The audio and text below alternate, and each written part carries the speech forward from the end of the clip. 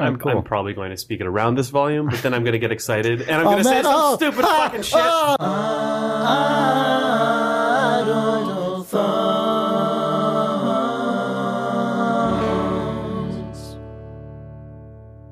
Games, video games, video games, video games, video games, video games, video games, video games, video games, video games, video games, video games, video games, video games, video games, video.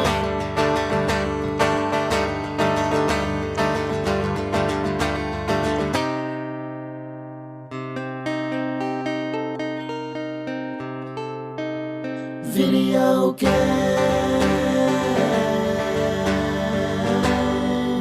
It's October 30th, 2013. This is Idle Thumbs 130. I'm Chris Remo. I'm Jake Rodkin. And we are joined by Zack Johnson, Yeah, I'm one Zack of Johnson. the creators of Kingdom of Loathing, an internet game on the internet. Yep.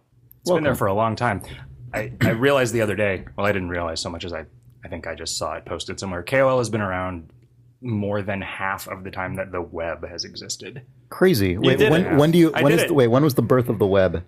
92 or 93. Really? I think. Yeah. Wow, that's later than I would have thought. When I was at U of I in Champaign in 94, and they were like beginning Oh, you CS know what? classes. Like they had everybody use Mosaic. Yeah. And there was like a sweet animated GIF of the Enterprise going into warp speed. Right. To demonstrate that. Oh, check it out. There's a picture of something on the internet. That totally makes sense because I remember on Usenet there used to be, it was like September 1993 or something, it was seen as like the floodgates of the idiots or something because now it was like now all the idiot college students can just go into the web. There were multiple idiot floodgates because there was college access, and the big huge one was when America Online started having it was Gopher like and Black Usenet access Thursday or something. Yeah. As an AOL user, I was very excited by that day. I remember being really annoyed by the sort of rise of web forums because there's like, why don't people just use Usenet? Like, why is everybody like writing their own authentication systems and like just fragmenting this wonderful community that is every Usenet? person on the internet? Yeah. It's probably because Usenet, you can make a web forum by just making it. Yeah. But if you want to make a new news group and have it successfully propagated and synced and stuff, What was the process for that? Was there like a governing body? Like how did that? I think there was some sort of like approval process for things that weren't alt dot, but anybody could just make an alt dot group. But then how do they propagate out into the like? Well, NNTP kind of works like it's just sort of distributed, right? Like and the various servers that are like your closest news server will just have, depending on the hardware that they had, would store like the last day's worth of posts or the last of the entirety of Usenet, or all of Usenet if they had a ton of space, right? Right. But yeah, I think it was just sort of like a FIDO net. Like an old sort of inter-BBS communication. We've invited Zack Johnson here for a little bit of history about the early internet. Yeah. So half of that. Yeah, the first internet thing. Well, other than BBSs, I guess, but which is not the internet.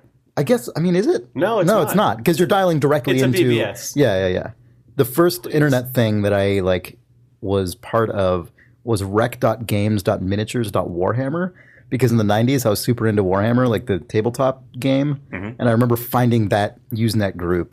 And what's crazy is that was in like the mid-late 90s. But there was already at that time like the super old guard of RGMW and like all those sort of tropes about like when all the idiots flooded in and like this and that was already like part of just the oral history of that. Like not just that community, but the Usenet as a concept. I mean, there are specific things that are old on the internet because they are of just particular niche nerd appeal. The sort of that They Might Be Giants, right? Is probably the first. Right. Band. Yeah. They were huge. They were like Usenet internet group. pioneers as far as bands go. Yeah. Yeah. Warhammer. Mm-hmm. That's surprising. Yeah. I don't know why. That's surprising.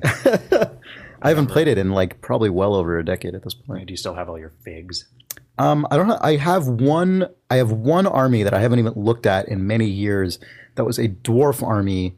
The reason I kept it is because I took it to the first West Coast like grand a tournament, which was like at a certain point, Games Workshop, which is the company that makes Warhammer, like started a series of like officially sanctioned tournaments called grand tournaments that were like they put it on, and like you to enter it, you had to have your entire army fully painted.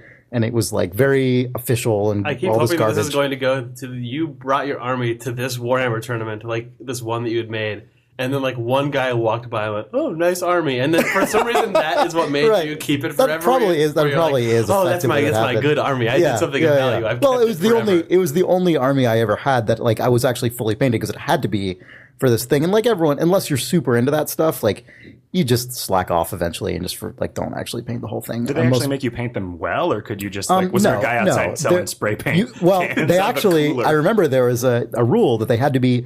Each miniature had to have at least 3 colors on it to prevent you from just spray painting the whole thing white or something. Huh. So I do remember that there was a guy who was disqualified because he just primed them and didn't actually do anything beyond that. Sir, these are merely primed. Yeah. You could have written a whole backstory about it. No, this is what these guys actually look Right, like. yeah, in they're beings of fiction. light. Like, Yeah, right. Yeah, it was it was like definitely the nerdiest, probably the single nerdiest thing I've ever done in my life was go to that event, but like whatever, it was a thing I liked when I was in And you elementary came out a and junior high school. champion.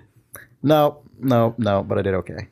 But anyway, I hung on to that because it was such a complete, like, that army was such a complete thing that I, like, assembled and put together. I did a lot of, like, custom shit to it where I, like, it's weird thinking about that in the context of modding and so on, because at the time, doing custom work meant literally taking, like a saw and, like, cutting pewter and supergluing shit together and recreating new things out of pieces of metal. You should bring those guys into the office. We should hang them up. Yeah, right.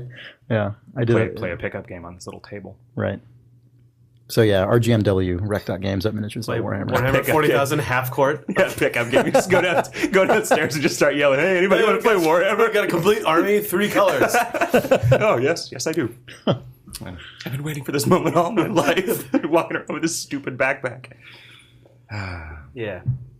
Why are we talking about that? Because of Usenet. Oh yeah, right. Of course. Yeah. This has been the week of talking about old dumb shit apparently, because we were on the tested.com 24-hour Oktobercast live stream over the weekend, and for some reason we spent the duration talking about Goatsy and the Space Jam website, I think. So Well, yeah, I mean, if you want to watch that, as you do. I think that the tested.com guys archived it. I don't know why you'd want to watch that, but Is Zach, I it know you just wanna watch 24 hours long, 24 hours of you talking about it? No. Those guys they just stay up for a full 24 hours and do a live giant episode of their podcast for, like, I think it was for 3 charities. But then they book slots for guests so that they have something to keep them sane. And we came in for an hour on the evening on that first night. Like when Andrew WK played the drums for 24 hours straight. what? And he had other guys from other bands come in to play drums Really? with him. So that he could just do a worse job of playing the drums for a while. What a weird thing to do. What a funny, weird thing. Yeah. The drums. So yeah, the internet is cool. Yeah, go figure. It was cool even back in the 90s, I guess.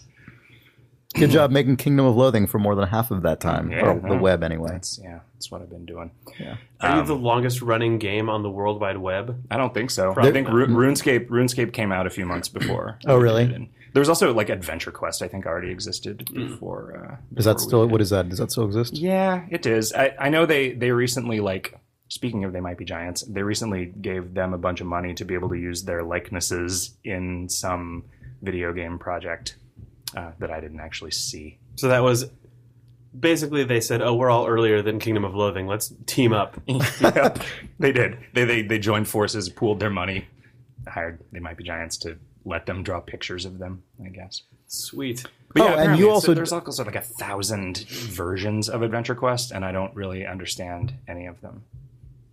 They're all like Nobody knows. In some ways, like, KOL was a response to what existed and the things that I didn't like about it. And what I didn't like about Adventure Quest was that you just sort of had to do the same thing 1,000 times in a row to make any progress, and it took like real time, as opposed to just like, just mess with this for a little while and then come back later.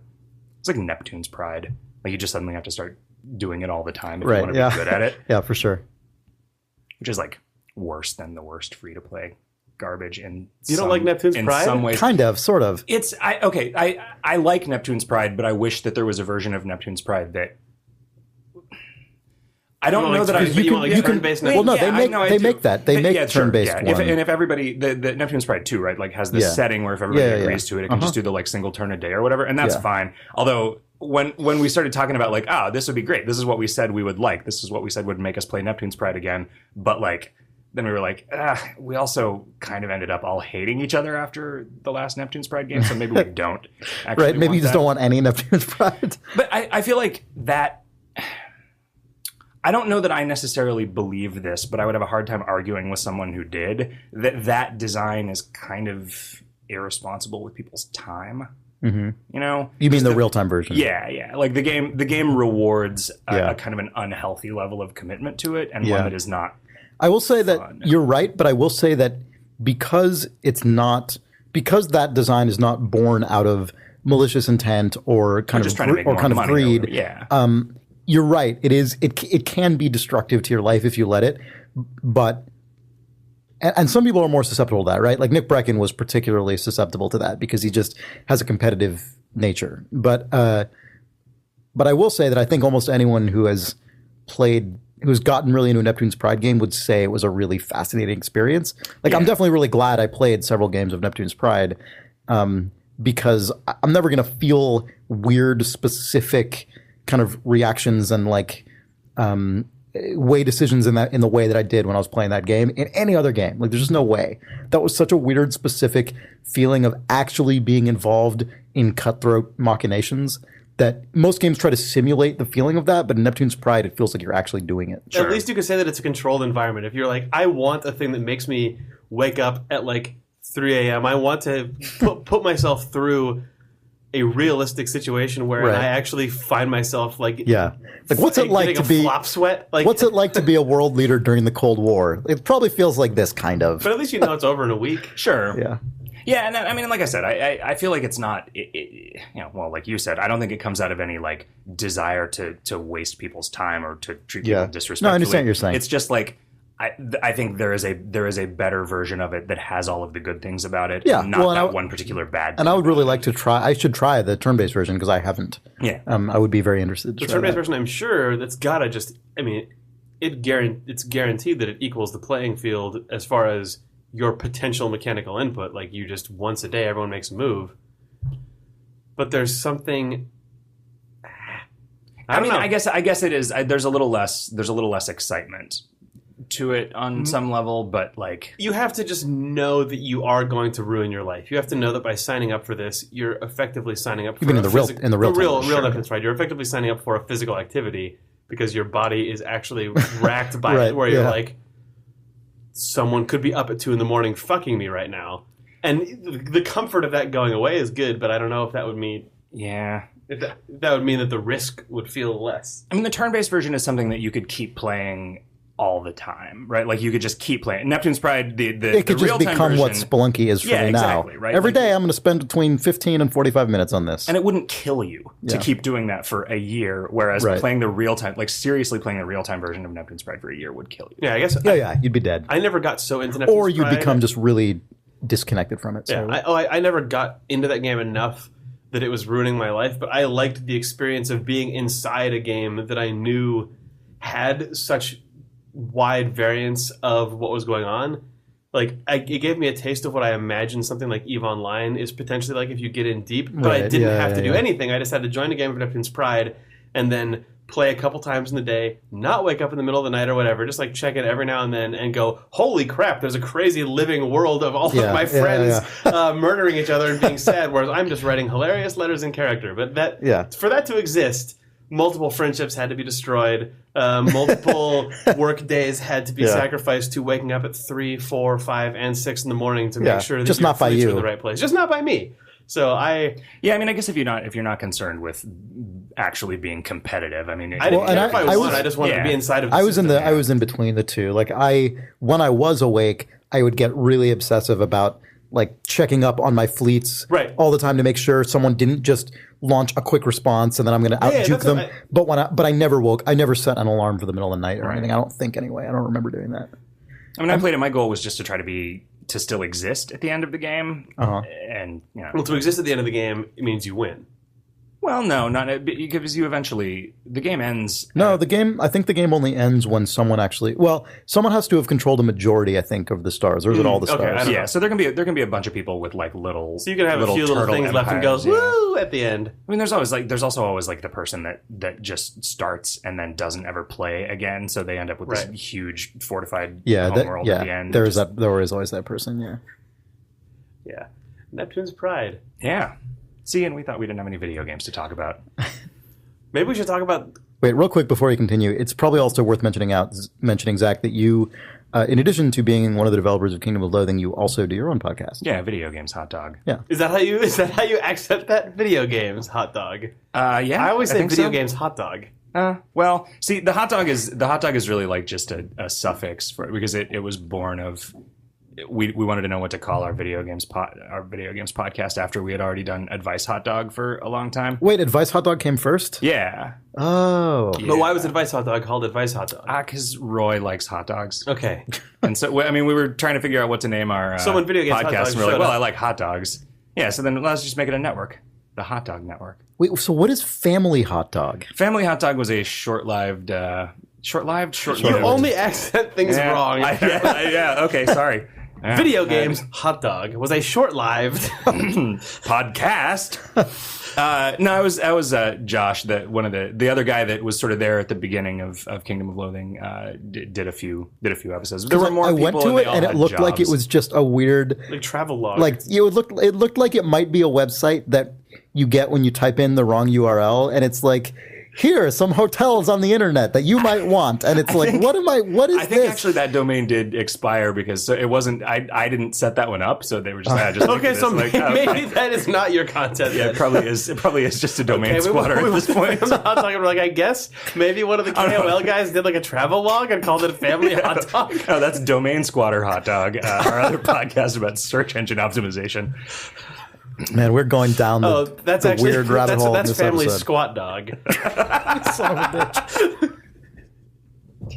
All right. All right, what do you guys want to actually talk about?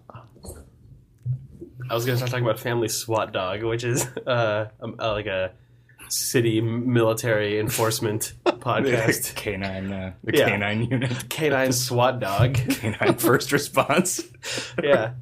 It's actually just like all helmet mic transcriptions on canine police officers and also the dogs. One's in the right channel, one's in the left. Oh man! Speaking of With like low key ambient music in the background. speaking of separation of left and right, remember that Oculus Rift chicken game that we saw? Was that your attempt at an aggressive Oculus Rift? segue? It was an aggressive segue. Chicken game? I don't remember the seriously, chicken game. It was only in the video. Yeah, it was Okay. only in the video. They showed this Wait, so chicken should we set the game scene for this? on the Oculus Let Rift. us paint you a picture. Do it. Set the scene. How many weeks ago was that? 2 Something. or It was 3? about a week and a half ago. Jake and Sean and I gave a kind of pseudo talk at an event called the Gaming Insiders Summit, which was here in San Francisco, which was a lot of it had a lot to do with like mobile and free to play, but also had people like Genova Chen was there and like Yeah, we John got to see Riccatello Genova and, like, Chen do a talk. yeah, a bunch. We met Julian Gollop, who created XCOM, which was super awesome. That was awesome. That was like amazing. That guy's really cool. Anyway, Ken Levine did like a keynote. he yeah, was Ken talking Levine there. was there. A bunch of people, and John Riccatello was there, and he performed the Ballad of John Riccatello, which was a surprise. Actually, he talked about like free to play stuff, Yeah. but whatever. But also in the kind of just lounge area, both In the virtual lounge, Yes. apparently. two components of the future of games were present: the Oculus Rift and the Cast AR, which is the alternative kind of virtual reality / augmented reality headset that is being created by Jerry Ellsworth, formerly of Valve, and Rick someone also. Yeah, who we formerly got of to meet. Valve. But we should talk about the chicken game first because was it the president or CEO or something of Oculus gave a talk to open up the Right. Yeah. to open up the CEO, I conference. Yeah, and he was talking about. There was just a video of a bunch of different Oculus games and a bunch of different like people wearing the Oculus. It was a playing slightly these terrifying talk, but the standout was definitely Chicken Simulator. The best talking point in that speech was we've almost gotten this to the point where most people don't get sick when they put the thing on. This Right, is just like yeah. selling point. Is like we are almost able to provide you an experience other than nausea. He sounded incredibly confident that most people he would not like puke it up when wearing the future. I mean, there's people who can't play any FPS on a computer because they get motion sickness, right? So I feel like that's... Imagine your entire life was a first-person shooter. We're going to replace reality with this nauseating... with the thing that makes you barf when it's on a 12-inch CRT. Imagine that the size of an IMAX screen. But all the time. The future. The hook of the chicken game was this crazy, like felt chicken beak that was on the actual Oculus headset. It was not that. It was not only that. It was someone... They had the Oculus Rift on, and there was a beak...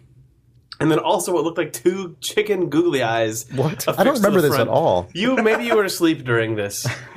And then they showed what the guy inside the chicken rift was experiencing, and it was just running around a farm eating seeds off the ground. It was a cool farm. Finally.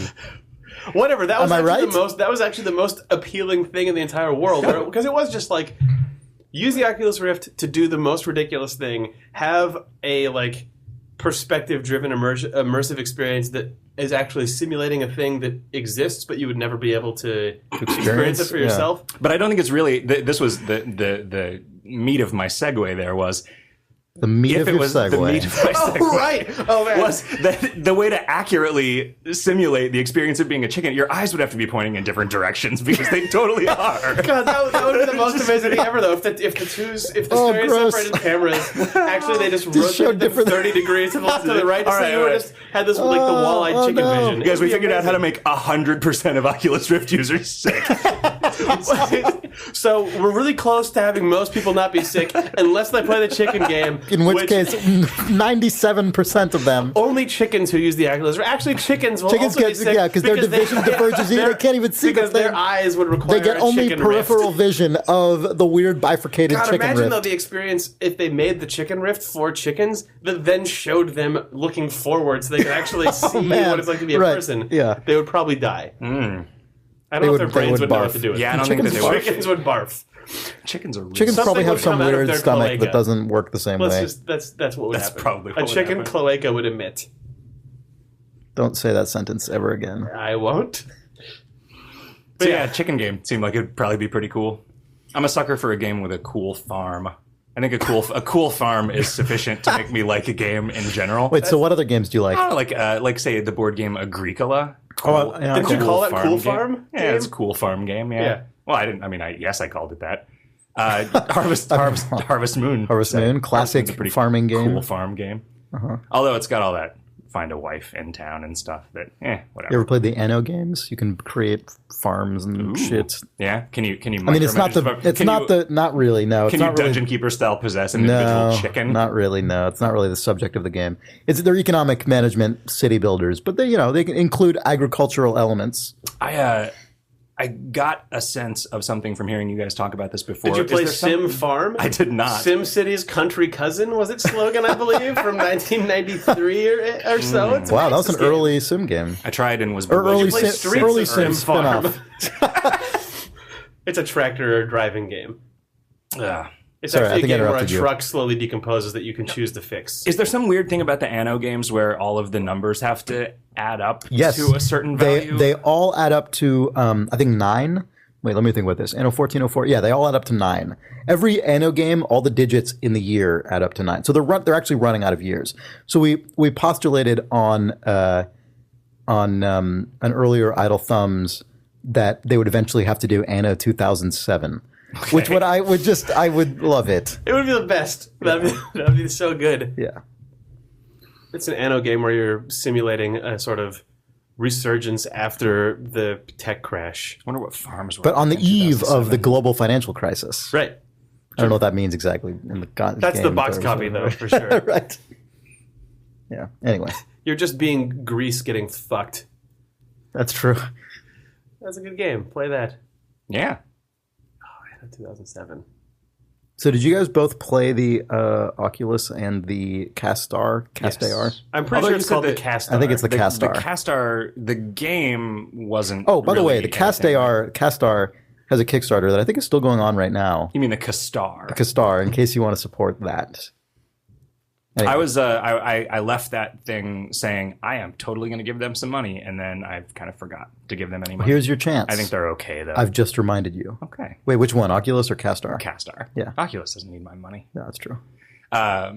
Kastar, the game. I mean, you recognize that it was just some like Unity demo. It was just the game. Angry Birds It was demo, the which actual demo That's that the comes stock with game that Unity, comes yeah. with Unity. That's the Learn Unity sample project. Yeah. The Cast AR, I feel like, is closer to like holography than it is VR, which Yeah, is way more exciting. Yeah, to me. they talk about augmented reality more than virtual reality. That Well, seems like the thing It's they're more in their name. right. It's true. Yeah, Cast AR. The augmented Kastar reality. stands for Cast Augmented Reality, but they pronounce it weird. So it's to obfuscate that. They're definitely more excited about that stuff, which I think is cool because I'm always very skeptical of like Well, yeah, I mean, super virtual reality, like all surrounding your brain things. I guess it's worth describing this thing because people probably don't know exactly what it is. Oh, we talked about it a couple weeks ago, I think, but My understanding of how it works is that like it's got two projectors that Yeah. sit right above your eyes. yeah, there's two tiny projectors. That then project a polarized signal onto this weird surface. a super reflective surface. But it's only reflective in one direction, It right? reflects- Like it only yeah, reflects. it reflects reflects back at directly the back at the glasses, and you see it. You It reflects so- light to its source, so two people so two people can look at it. it and see different things. Yeah. Right. It They can everything see looks different kind angles of- on the same scene potentially. Everything looks kind of ghosty. It looks like It looks like chess from Star Wars. It looks Yeah. like Star I Wars suspect chess. that if you played it in an actual dark room and not in the room in like an expo hall, it would probably look better than it does. But yeah, Well, they said they're also working on like On trying to get the stronger focus up yeah, and yeah, stuff. yeah. But also that after a certain, like, you'd reach some critical mass of how many people could look at it without the Yeah, I maybe think- light without on the the light table would getting too eventually saturated. bleed. Yeah. I think they said like they could 4 or 5 or so is like about. I think they said is what they're. But I mean, yeah, that's just full on. Like, you could just play that hologram chess game from Yeah, well, which it's I'm cool. sure there's a Well, wiki and somewhere they- with the rules when- to that if game, you- so you could read it. Yeah, and one of the things you can get through their Kickstarter is they had these at the event too. Tiny little discs with RFID chips in them that track like a game piece or whatever on the table, so that you can display like stats above the character that will actually be projected. I mean, if you're looking through the glasses, But you like could that also character's do- stats will be projected above the You could character. do completely crazy stuff with that too, because you could play like I mean, it's clearly designed like or that implementation is designed for just super dorky tabletop stuff. But you could go completely nuts with it because like you could do like a weird Lovecraftian underground adventure thing, but you've got your little guy, and then you could do. If your game board was basically running in Unity or something, you could do the like crazy Indiana Jones shit where the world just collapses around. Yeah, and you've yeah, got a totally. little guy left Uh-huh. on a 3D pillar that looks like it Right. has depth. It's really Yeah, you weird. You could start doing like Eternal Darkness style sanity effects to like one guy. Like, Oh man, yeah, that's really good. Yeah, you could also just you could give the powers that different people have. Like if someone has the ability to see things that others can't see, you could actually just show them. Like, you could actually do. They would just literally be seeing it. But the Angry Bots demo was not the strongest demo of the game because it did kind of just look like I'm watching a 3D movie of my video game, except that the head tracking stuff was still active. Like when I finally crouched down and then realized, like, because it was running on like a Gears of War style camera, I think, where it was like third person over the shoulder. Like it was cool in 3D, but then realizing that you could just like look down at the bottom of the screen and then the camera like Followed that, actually like a followed perspective down and you were adjusted and looking lower everything. at the level. Yeah. So instead of like you could go Yeah. from the Mario 64 camera to the And Gears there, of War there was camera like a just by big looking. like eye bar kind of in the middle, and you could kind of peek over that and stuff. Oh like yeah, that. Yeah. that was you like bend down and look. Yeah, that was through the craziest thing, 'cause it- portal out into space. well, yeah. Well, there was no ceiling on the level. Like it was. I guess it looked kind of like a 3D version of Smash TV or something, like or just a top down game. Yeah. The surface that we were playing on was also like the back wall and the tabletop Right. kind of wrapped around. But then the Jerry Ellsworth was like, "Hey, check this out!" Like right when I was about to take them off, she was like, "First, look over here." And I looked towards her, and she was holding up another sheet of Yeah. that stuff. And it's like, "Oh, whoa!" Now I'm just seeing a totally different direction. Well, from yeah, that was- this scene. Like, When I did the thing that I don't actually do when I play a game, or I occasionally subconsciously do, where the camera is obscuring something that I want to see, and I lean up slightly to look over it, which Right. is the dumbest shit in the world. Except In with this, it those actually- glasses yeah. on, I was like, because my guy was covered by a foreground wall, and I just leaned my head up, and then I looked over the wall, and I didn't think about it for like Yeah. a minute, and then I But it looked down worked. and looked up, and was like, oh wait, That was real right then. The game just did what my brain asked for it to do. Like it didn't. You can also just look off to the left and like, oh, now I'm moving my dude around and I can hear him shooting, but you just can't see you're just him. looking at another part of the level. Yeah. Yeah, it was super cool. The idea of... I agree with you, though, that wasn't the greatest demo because that was more about, like, play a video game in virtual reality. But, like, it seems like the actual strength of their technology is to integrate elements from the real world and kind of stuff you're generating. Being able to have a shared experience where everyone is looking at what is just a piece of paper but is actually a completely crazy, dynamic, depth-based game board would be wild. I mean, obviously the playing surface has to exist on a fixed depth plane.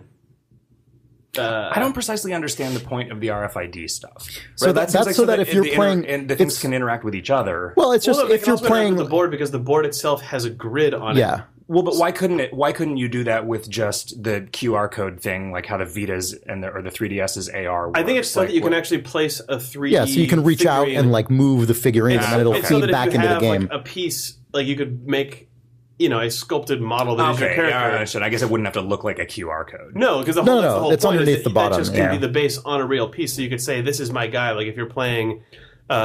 like a crazy version of Mansions of Madness or Betrayal at House on the Hill or one of those sort of like Lovecraftian-esque board games, or like you could play, I don't know, there's a lot of games that are like that, that are sort of like halfway between a role-playing game and a tabletop like Arkham Horror based thing. Sort of. Yeah, also or even like the people who Dungeons and Dragons run D&D board campaigns games. that just with a visual element like that. But being able to have a piece that you can set down, because if you had the world of that game built in 3D, you'd be looking through the cast AR out of the board and you would see your figurine inside of a space that exists as a real... But it would it would actually be casting spells, right? Well, because making things burst in flame and stuff. The like perspective of your eyes of your figurine would match the camera inside the cast AR, so it would just look like your guy is stuck inside of the world, which would be sick. I mean, you could, like, a game of fucking Clue or Kill Dr. Lucky would be awesome with that. Like, you don't even need to just have it doesn't need to even be like a high 3D concept. Version of the mansion from Clue would in and of itself be hilarious.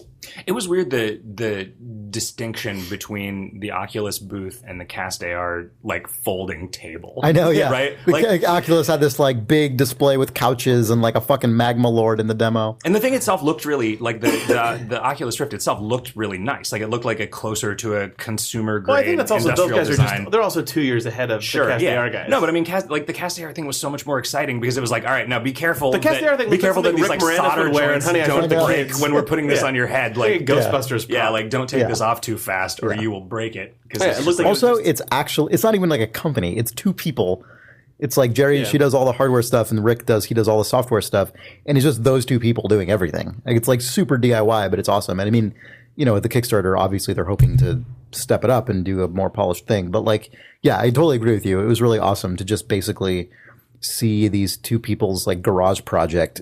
It was actually really amazing. Cool using it, how just comfortable their prototype felt. I mean, like I think all of us used an Oculus Rift at this thing, and it was, I think, the first time all of us used it. And it was interesting. I'd used one before, but yeah. Okay, it was interesting to me. Like, I actually enjoyed the experience of it, but I don't think that I would be able to do it for a huge amount of time, at least not with the exact thing of what's going on there. Whereas the Cast AR, it's obviously dorky to wear glasses with two projectors affixed to the top of it. It's a little less dorky than wearing. But I could also like it was Rift. comfortable enough to wear. Like the way their hardware works, it was super super super lightweight.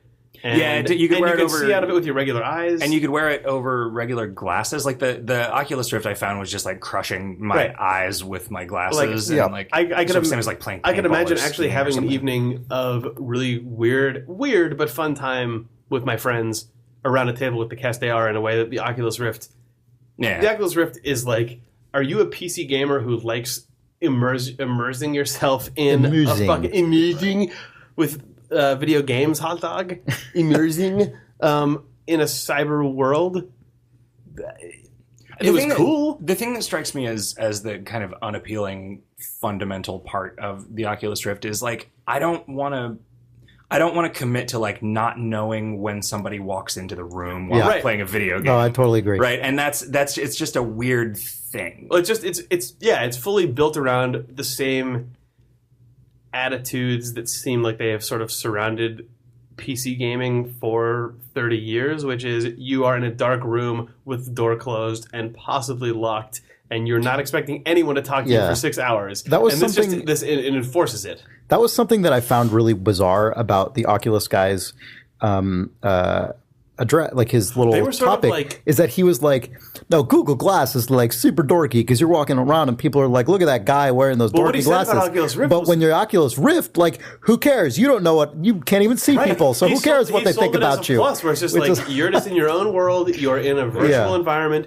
You don't have to care about reality when you're inside the Oculus. It replaces reality replacement. Like that's it's an immersive escape from everything. You don't need to worry about how you look because you can't see anybody. Yeah, I guess if people are making fun of you and you don't know it. Which I mean, I guess probably most of my life.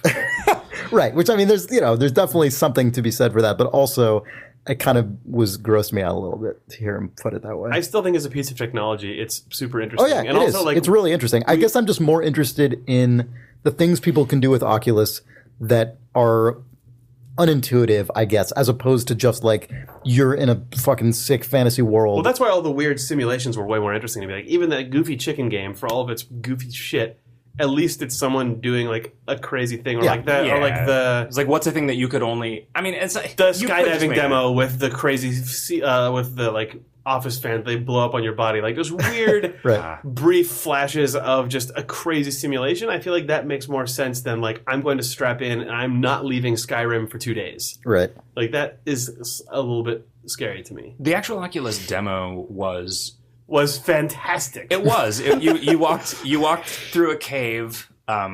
And then I thought you were outside first, and it was. Oh snowing. no! Yeah, you are outside. You're outside in like a snow-swept winter world. Look up. Yeah. See how it's snowing on you? So immersive. That's what the person said into your ear while you were. That happens. That's part of the like Oculus API. Is you can call like wave files that then kind of softly suggest things into your ear. Look up. You can see it's snowing on you. Yeah, I don't think that so it's immersive. Weird. You feel like there's a guy saying that, but I watched you have the demo. That guy was, talking to someone else about. Yeah, he definitely didn't say anything into your ear. VR, so. Yeah. It's interesting that you've perceived that to be happening. I could have sworn he like touched my shoulder when the demo was over. Then I took the glasses off. There was no one there. Yeah, no, it was weird. So then you walked through a door. Oh, you go from the ice level to the lava level. Yeah, well, you go through like a cathedral door, but then the inside of the cathedral is like a lava cave, and then there's a magma lord. There's definitely a magma lord present. He said, so good. He said, "You'll know you're done when the guy stands up." Right, the magma lord just stands up. It's weird. It was I appreciate the choices of that demo. I mean, they went from really detailed snow where there's snowflakes going to then you're inside a cathedral, which means that it's an opportunity for dusty light beams that you can walk past, and then at the back of the cathedral a volcano has erupted, so they have the perfect opportunity to have like superhero movie poster like sparks and ash flying everywhere, and then you have to be awed by the height of the lava lord because you have to look up at him when he stands up from his throne. I felt like there was, and this is the thing that I've not like worried about. I'm not like up at night thinking, oh fuck, how's this going to work with the Oculus Rift? How's that lava lord? What if he collides with me? How did I handle that? Knowing, like you're facing, like the thing that you are looking at being divorced from your avatar's facing is weird because what direction is this going to go when I move the stick forward? And I found that'll probably differ from game to game. Yeah, but I mean, I feel like somebody needs to land on the right way. Yeah, because the way in that demo, the way that it worked is you just going. Ooh. Yeah, no, because it's like, oh god, how do I? You're looking up in space, then you move the right stick, and then it's like you're looking up in space, and then someone just pivot your body on a lazy Susan that you didn't know you were standing on. I remember actually one of the developer, I don't know the developer or not, but one of the Oculus people was like, don't look up and down very much. Yeah. Because they're like, that's not what this is about. Like, it was interesting. He was saying like, don't look up and down when you're turning is what he told me specifically. Because if you get off angle and like have weird like Z tilt where your face is looking weird and then you spin it, just like it is basically like you're on one of those like playground merry-go-rounds, like the tiny little like 4 poles on a metal thing. But you're just being held there by someone who's spinning it as fast as they possibly can, and you're doing nothing but looking at the ground. It's gross. Yeah, I mean, I guess there's a lot of dumb stuff that you can do in a first-person shooter that if you actually had that completely dominating your field of vision, it would be super gross. Yeah. Running right up against a wall. Yeah, but you just don't notice it with a mouse because it's so quick to just spin your entire body around and look at something that makes you, like, Yeah, it's going to be. And it's also like having a blurry thing in front of you on a monitor is less obtrusive than just like God, everything yeah, is mouse blurry. control.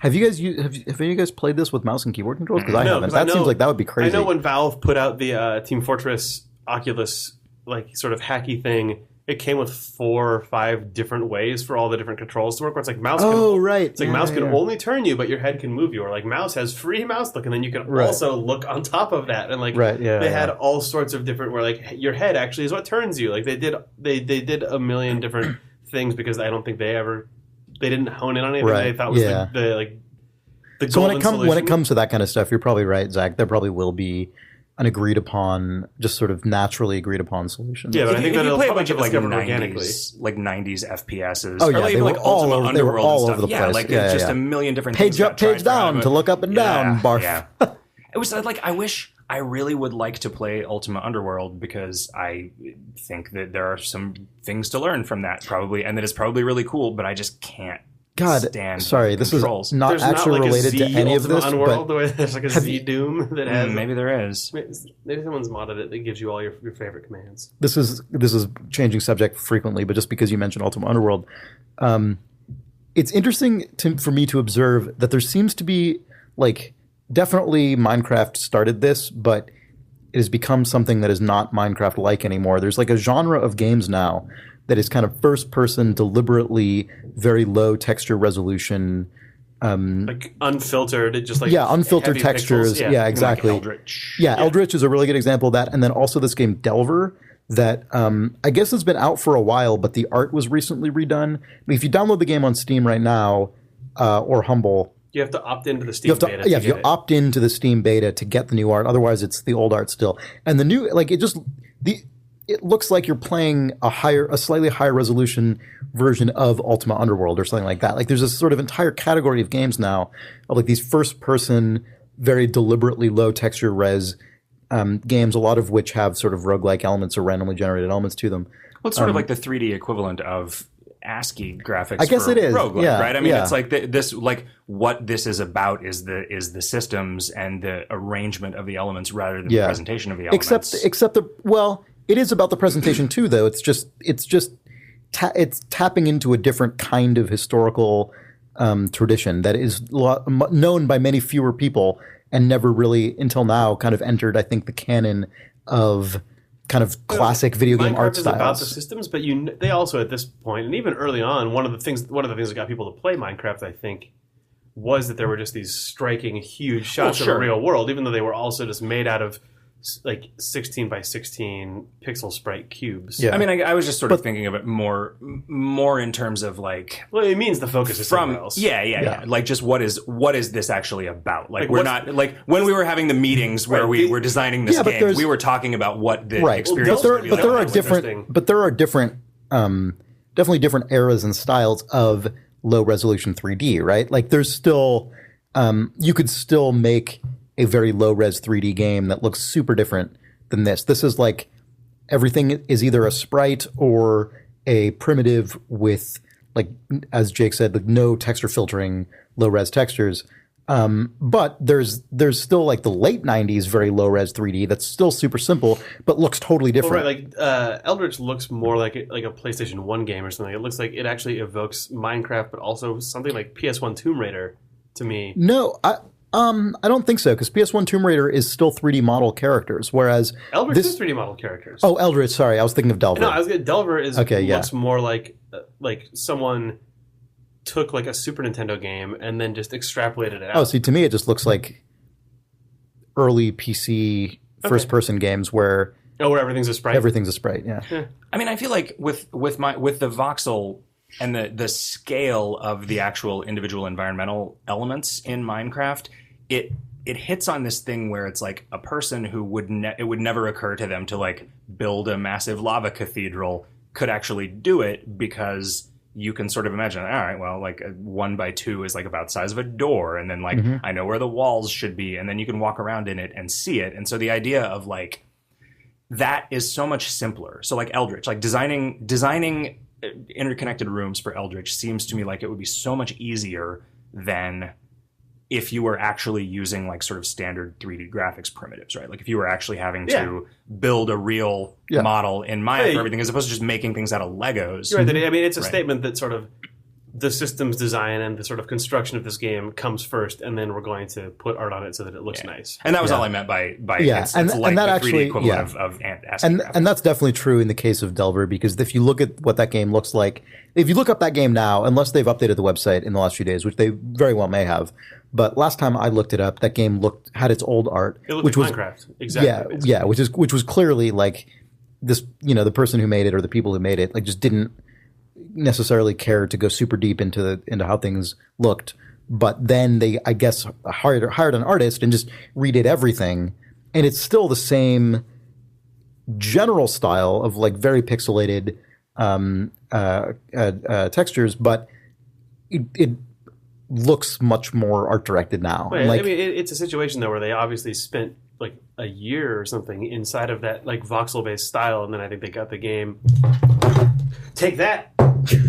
They got the game solidified enough that they decided that it was important for them to get what looks like some indie game pixel artisty person to go in and do a 3D treatment. But I really like how the new art looks. Cool. What's the gameplay like of Delver? It's randomly generated worlds, and it's an action game essentially. You run around and there's magic and you slash people with swords and stuff. It's essentially an action game in first person with fantasy stuff. But it's randomly generated environments, which is interesting. Or I mean, it's interesting in the sense that that's been really popular recently, but mainly in 2D. Are they sort of like natural environments all on Minecraft, or do they? You're like underground. It's like cave systems. Okay. Yeah. Or like not cave systems, but like underground, like corridors and stuff. It's like sub basement dungeon. Yeah. Stuff. Right. Yeah. Dungeons. Exactly. Cool. Mm-hmm. It was last week in the Idle Thumbs office. Nick was playing Eldritch on our PC, and then I was playing Delver on the Mac, just side by side, and it was really interesting to see both of them at the same time as very fairly different executions. The mechanical separation was apparent after you watched it for a little bit. Yeah. Well, and they are both also slightly different executions on definitely the same general graphical kind of bucket. And like Eldritch has very low poly 3D models, and Delver has kind of more detailed but fully 2D sprite, like a Doom as enemy. Yeah, exactly. Like a high-res Doom. Exactly monster. right. Okay. Yeah. Except that I don't think they're camera facing, so they kind of exist inside of the 3D space a little bit. Like, it was weird. It was cool. It looked good. Mm-hmm. But is the environment destructible the way that it sort of is in Eldritch, or is it just? Not that I saw. Maybe you get things that do that later, but I didn't perceive that to be the case. The way that Eldritch lets you interact with the environment is kind of strange. Like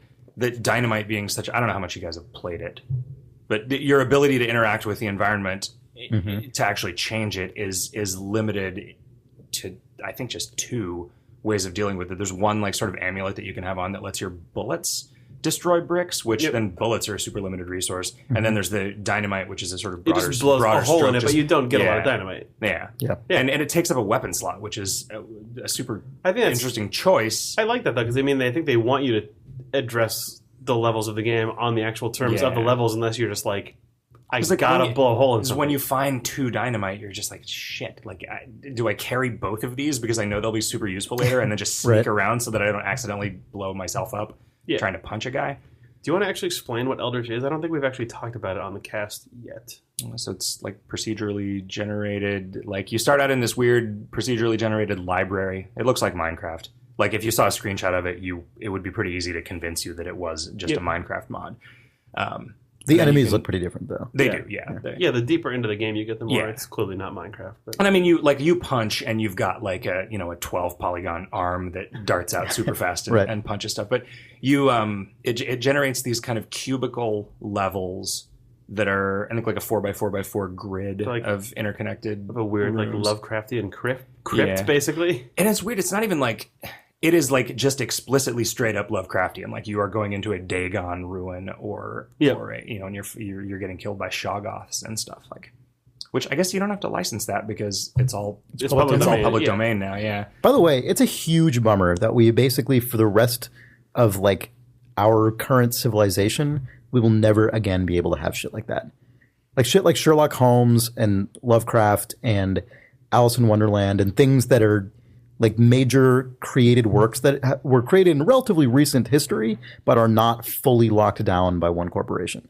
That we're never that's never happening again, basically. I mean, I think there are ways in which that is a bummer, but I find it hard to get too in a twist about it, because I feel like you know, if nothing else, it just makes it so it's like, well, I can't use Mickey Mouse for this thing, so I'll make up something new that's not Mickey Mouse. And like, I feel like even though except I think what actually happens is people just has never been worse, but like the environment for access to making creative works and access to like consuming creative works has never been better. Yeah, so I suppose so. It still bums me out in the sense that it kind of just restricts us from having shared cultural kind of myths or like or figures. Like I don't know. I don't think it's not like again, like you were saying earlier, it's not like I lose sleep about this, but it does kind of bum me out a little bit. Yeah, I mean, I guess I don't know. Bugs Bunny, right? I mean, Bugs Bunny is basically Coyote. Right. Yeah, exactly. Except it's fully owned by the Warner Brothers Corporation. But so, like you, but you go back to its like. I feel like all of the sort of like fundamental common progenitors of character archetypes are older than corporations, right? Like I don't know that. I guess I could. I mean, maybe I'm wrong. Maybe there is some example. Like maybe Mickey Mouse represents some like. The thing that... Well, Mickey Mouse is always the token example, but I think he's also the least interesting because Mickey Mouse as a character inside of, like, the Disney use of him, Mickey Mouse is effectively an actor. Mickey Mouse isn't an actual specific character. Like, it's Mickey Mouse, this time he's a tailor, this time he's a homeowner. That's like... Mickey Mouse doesn't have... like a myth or stories that you tell about him that end up getting divorced from their creators, the way that like the Lovecraftian universe I guess the or Sherlock equivalent Holmes for or me, something, the equivalent would have been something like Superman, which if Superman was invented probably only a few decades earlier, probably would have eventually just become a Sherlock Holmes-like figure. Yeah, but I mean, you can write a new book that has Sherlock Holmes in it as a character, right? You could also write a new book that has something that's like Sherlock Holmes and plays into that. But that's just not sort the way of like, people's brains work, though. That's not the way that just like myths have existed inside of culture forever. I think it. Like it's my Greek myth about Zeus. Sure. I guess and again, like you're right that it's bullshit that Disney just has basically started making laws about cultural. I don't even want to say the word property because that's just like sort of playing into their rhetoric about tradition, about IP or whatever. But you're right that it is bullshit and it is terrible. But I wonder if it's actually going to do any harm. And I think I don't know. I mean, of course, that's impossible to say, right? It can't really, because the only thing that it stops you from doing, like, it doesn't stop you from tapping into the stuff that everybody knows about Superman, right? It just stops you from calling your dude Superman and having a red S on his chest and having him have a red cape, right? Like, and you don't need that. Like, you can use all of these tropes. You can use all of the shorthand of a particular genre, that genre being, say, Superman, right? Like, you don't have to explain, like, why can this superhero fly? Well, it's fucking, of course he can fly. He's a superhero. Right. Because Superman can fly. And, like, those things still exist as these cultural frameworks. I think that is totally true, but I think that there is interesting power that you can give someone by letting them just say, you know what, this is Superman. The same way that, like, it's a cheesy example, but, like, the modern Sherlock Holmes British show... Yeah. That has currency. That has like implications. If they were that like, are interesting. It's a Sherlock Holmes alike, it would not be as powerful as them saying, you know what, this is actually Sherlock Holmes. Especially the elements of it. Especially the elements of it that specifically subvert probably traditionally assumed things about Sherlock Holmes, right? Like that's part of what makes the reinvention of Sherlock Holmes interesting is that they're saying this is Sherlock Holmes, capital S, capital H, but like this thing about it is subverted in ways that are resonant to the era in which we live. Bootlegging it or knowing licensed, someone who knows someone and getting a license. If you take as a sort of a predicate to this that you have to be able to sell it in order for it to exist, right? Like you couldn't have made the new BBC Sherlock without a budget that assumed that you were going to be able to release it as a commercial product. You could write your fic and make money. That's the thing. Could produce that. Right, and that is what happens in that. Like fan fiction is an absolutely massive thing. Like, it's a huge force right now. But it just, I'm sure this is unfair, and this is more just my shitty perception than anything else.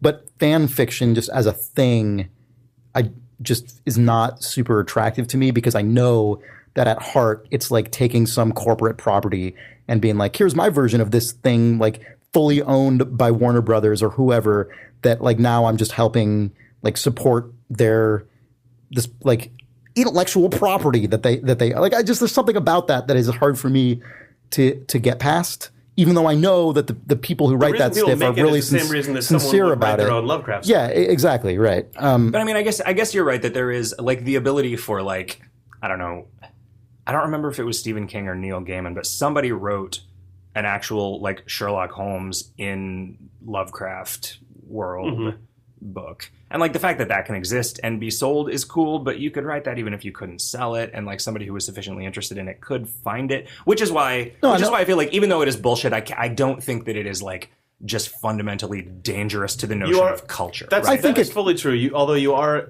impossibly limited to execute anything at the scale that it would actually hit the mass market. To make although Fifty Shades of Grey.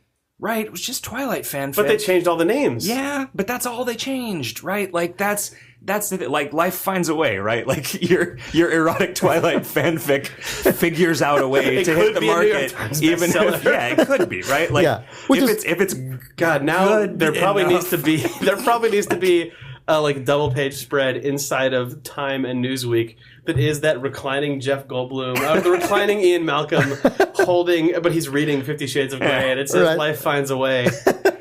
Yeah, and it's I guess part of my discomfort at the thing is not so much like I wish people could sell their Mickey Mouse story. It's not. I guess. I mean, that's a very specific outcome. It's more. I can't wait to read your Mickey Mouse story, Chris. It's more just I just. The fact that we will never again live in a world in which new things can be created that don't just get locked down or like aren't like there's a certain attitude towards ownership of creative work being just indefinitely in the control of some corporate entity that might be 10 degrees removed from the original thing that made it just because it's renewed ad infinitum. Like there's something about that just puts me off that I find not so great, but like whatever, I can't do anything about it. Like I'm not going to fucking kill myself. I'm just when I start to think about like Tolkien though, like I think it's probably I wish that they weren't. I think it's for the best that Tolkien is locked down. Well, I wish they weren't. I wish that his estate wasn't assholes about it, right? Because I just wish people weren't assholes. But like, I think it's probably okay if like. I think it would be better if that shit was all out in the public domain. I think it'd be way better because people are already going to make stupid shit based on it. It just happens to be the person with the most money. Sure, that's true. And I mean, I guess I wish though that if somebody after Tolkien's death was going to make money off of Tolkien, it was like Tolkien's son. You'd gotten me into a place where I'm like, I guess it's not the end of the world. Then you mentioned Tolkien, and now I'm like, that's a perfect example of something that should just be in the public domain. It just should be. But it effectively is, right? Like not the specifics, not the specific names, but like the sort of the kind of cultural core of what Tolkien is. Like it fucking is everywhere. Like it is every modern fantasy thing that exists, right? Is very explicitly the thing that Tolkien made. But imagine if all of those were called the Lord of the Rings. Exactly. So you would know. You would just know what you were getting right away. It was like, this isn't going to be anything new. This is just this is actually the Lord of the Rings 44. The 7th Lord of the Rings MMO running concurrently. Yeah. I mean, imagine that like Tolkien's kids weren't assholes, right? Like, wouldn't it be you could write like a human interest piece about like, check it out, like this company, because Tolkien went into the public domain, like because they had the budget to make this big movie, are making a shitload of money off of this guy's dad's work, and he's in a line at a soup kitchen. So he didn't write it? Yeah. I mean, what different? I mean, take that. Well, I was reading an article about that recently, and his son Christopher Tolkien actually sounds like a pretty interesting, conscientious person. It sounds like, anyway. I'm not really sure. I don't know tons about it. I'm sure there are readers listening to this who know much more about it than I do. But anyway, yeah, I don't think. I think he's also incredibly upset and displeased. Yeah, it sounds like any Lord of the Rings stuff has ever been licensed to anyone. Yeah, so what are you going to do? But I mean, he would be the number one opponent of that being a public domain work. I'm sure, but I mean, if it were public domain, that wouldn't even be an issue in the first. Like, if we just understood that, like, 60 years later or whatever, things just become public domain, then what it would be a mood issue with respect to everything. Sure. And like individual people could get upset about their dad, but like, I don't know, whatever. We can move off this. I'm sorry for sidetracking us forever. I really like that Eldritch has basically Bioshock 2 mechanics inside of it. That was a neat thing. Bioshock, In what sense? In that it has, or I guess like it just has, I guess, the language of an immersive sim inside of it. I thought was really cool. And that it has, or a modern one, I guess. I got far enough into it. I got into the second book, and I don't know if the second book was really hard, and I was sad because I was actually having to, in fact, hide from people and lean out from behind pillars and monitor which sort of, because it has the very much. The thing that I first saw in Bioshock 2, although I'm sure Steve will tell me that it was in 500 other games that had like a little glowy gem in the UI. But wait, you mean like the Thief Light Gem? yes, I had to talk about the Thief Light Gem for a minute because Steve was so butthurt that I didn't know about the Light Gem. Yeah. But so I don't know anything about anything, Steve. But it has the Bioshock 2. Your right hand has equipable guns, and your left hand has a magical upgrade, right? And it also had the hilarious Bioshock thing where your right hand has the gun, but the left mouse button operates that, and then your left hand has the magical thing which your right mouse operates. But the sort of combination of having to pick up and hot swap items, also to configure sort of what weird magical world modifier was on those hands, plus enemy AI that you had to stealth around, plus it has Q and E as lean out from behind stuff. I love Q and E as lean. Just gonna put that out there. It was cool to see all that stuff inside of it, and also there's mantling in this game, so you can climb up ledges and stuff. It was cool. And especially like just coming from like having played however many 100 hours of Minecraft that a lot of people have played. If Minecraft had mantling, it would be a better game by so much. If it had just like your own height mobility, right? Like if you could just jump up, like if it was like there was less just like I'm gonna walk back and forth across the side of this stupid mountain because I want to get up here and see how far I can see. Like if your guy could. If you had basically arms, you could climb up 2 high blocks, or like if you just pressed forward on 1 high block stuff, he would stair step automatically. Yeah. It would be nice. Whatever.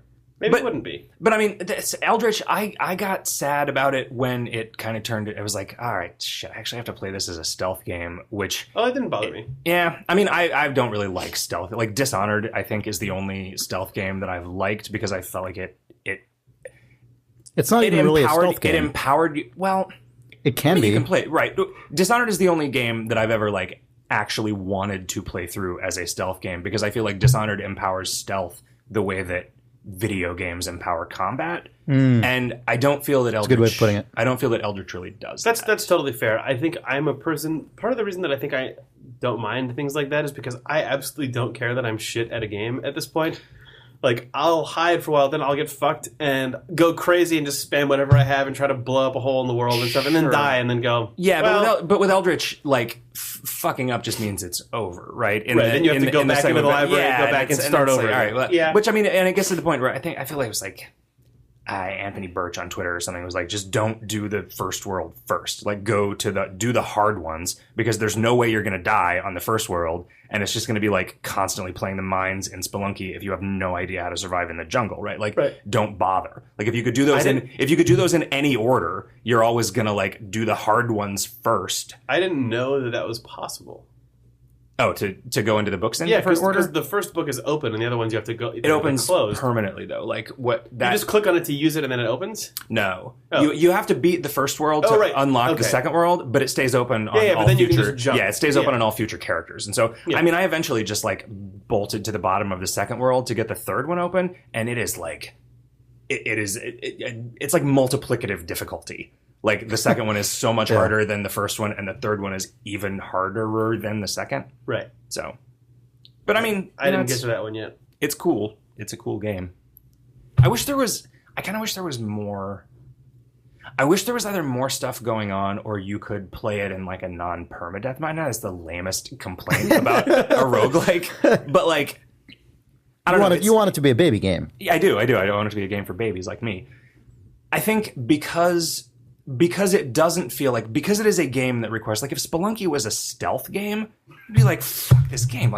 Like, to me, a stealth game is like, move real slow and quick load a lot. Right. Like, that might as well be the genre. That's not Mark of the Ninja, though. And like, well, sure. But Mark of the Ninja doesn't make you start over at the beginning if you get killed, right? That's true. Like...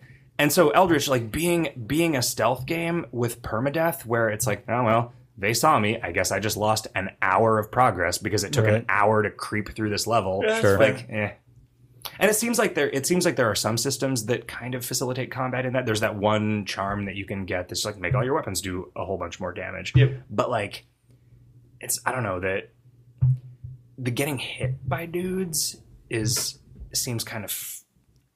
It's hard to tell. Like you get a sense in Minecraft of like when you need to back away from a zombie to not get hit, but in Eldritch I feel like it's a little less like there's not like a super clear connection between when the enemy plays a certain animation and when you take damage. Sure. And that sound cue is not quite. I mean, it's like too late by the time you hear your dude go. Also, the sounds of that game are weird.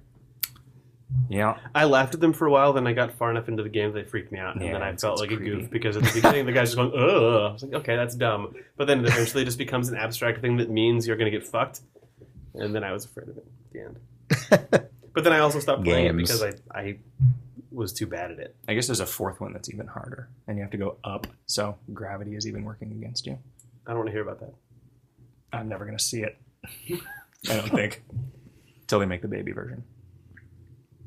Until they make Eldritch babies? Yeah, Eldritch babies. You and all the enemies are just real tiny. You have to mantle to get up a 1 block incline now. Inside the library, there are in fact just huge green and white stockinged feet walking around. Horrible truth is that they don't care about you, so you go looking for help and it just stomps on you. Yep. Oh, sorry. Game's over before it even started. Eldritch babies. I don't know how moddable it is, but maybe someone can make you Eldritch can make it babies. yourself. Yeah. Man, I watched that Super Smash Brothers documentary, or the first half of it. Oh, you watched the Smash Brothers. The Smash Brothers. I watched parts 1 through 4. I guess there are 8 parts. Have you seen this, Zach? I have not. Someone recommended this to us through Reader Mail last week, and I just started watching it. It's just on YouTube. Each episode, like 20, 30 minutes? I don't know. I didn't watch any of it. Oh, you haven't watched any of it. Oh, I thought you said you had. No, oh, okay. I heard about it, but I have not yet watched the Smash Brothers. Maybe it was Nick. Someone said they started watching it, and it was. Oh, they said Nick it was is a really Smash good. brother. That's true. Well, anyway, I guess it's not. I thought you had seen it, so maybe we don't want to talk about it. But No, go ahead. I would second the recommendation that. What was interesting about it to you? I want to hear it. Yeah. So actually, there was something very specific that was interesting about it to me, which was that the game tells the. I'm sorry. The documentary tells. The game tells the story of a tournament. Jigglypuff. Strange aliens appear in Nintendo Land and beam them away to an arena where they must do battle. Yeah. To determine the fate. God, I'm so glad the that fate is. of our mortal There plane. isn't actually. There's a single player campaign. Wait, is there really? Is that what it is about? Where a weird blobby alien appears and then people have to fight each other for some reason. Wait, seriously? So it's like Mortal Kombat? Yeah, they had one of the guys who did the story to. God, oh man, I cannot remember now. It was like a notable Japanese story game guy, like Final Fantasy guy or something like that. Came and wrote the lore for Smash Brothers video Brawl. games present that bullshit. Oh man, I don't remember which one it is. But then also a guy who did really notable music for Japanese games wrote the main theme for the single player campaign for Smash Brothers Brawl. Yeah. That is something a video game person would think is what you need in your multiplayer competitive fighting game. To their credit, I think they partly did it because they thought that it was funny. I think they sort of have realized at this point that Super Smash Brothers is the place where every Japanese video game puts its most esoteric and stupid shit. Right. So I think they're like, fuck it, just lay it in, because that was the one where Solid Snake showed up and Kojima designed the level for it and stuff for no reason. Right. But it's So the thing you just said reminds me of another, actually not the thing I was going to say, but definitely another interesting thing about the documentary, which is that one of the big early kind of points of the documentary that they state, I think right near the beginning of the first episode, is that Super Smash Brothers originally on N64 was never designed to be a game that was played at a competitive level or that was a particularly hardcore game in any way. It was a party game with kind of battling as the theme, in the same way that Mario Kart is a party game disguised as a racer, and Mario Party is just straight up a party game. I feel like I am just finding out now that there is any such thing as competitive Smash Brothers. Oh my God, seriously? Were you not aware of that? No. Oh my, yeah, no, it's an MLG game. It's it's legit. Well, you should watch the series then. Actually, you'd be the perfect audience for this, because they started off by saying this wasn't a game that they explain the basics of the weird advanced moves that people basically discovered. That's one of the really interesting things about the documentary, is that a lot of advanced techniques are not things that that were like written in the manual to the game or anything. It was just people found ways to exploit the game's systems to their advantage in ways that, if you know, they would talk about the notion of kind of very, very, very early Smash tournaments where it's crazy to hear about, because there was like the East Coast kind of Smash Brothers scene and the West Coast Smash Brothers scene that had their own distinct like preferences and styles, because there was no centralized competitive Smash scene and there was no online play or anything.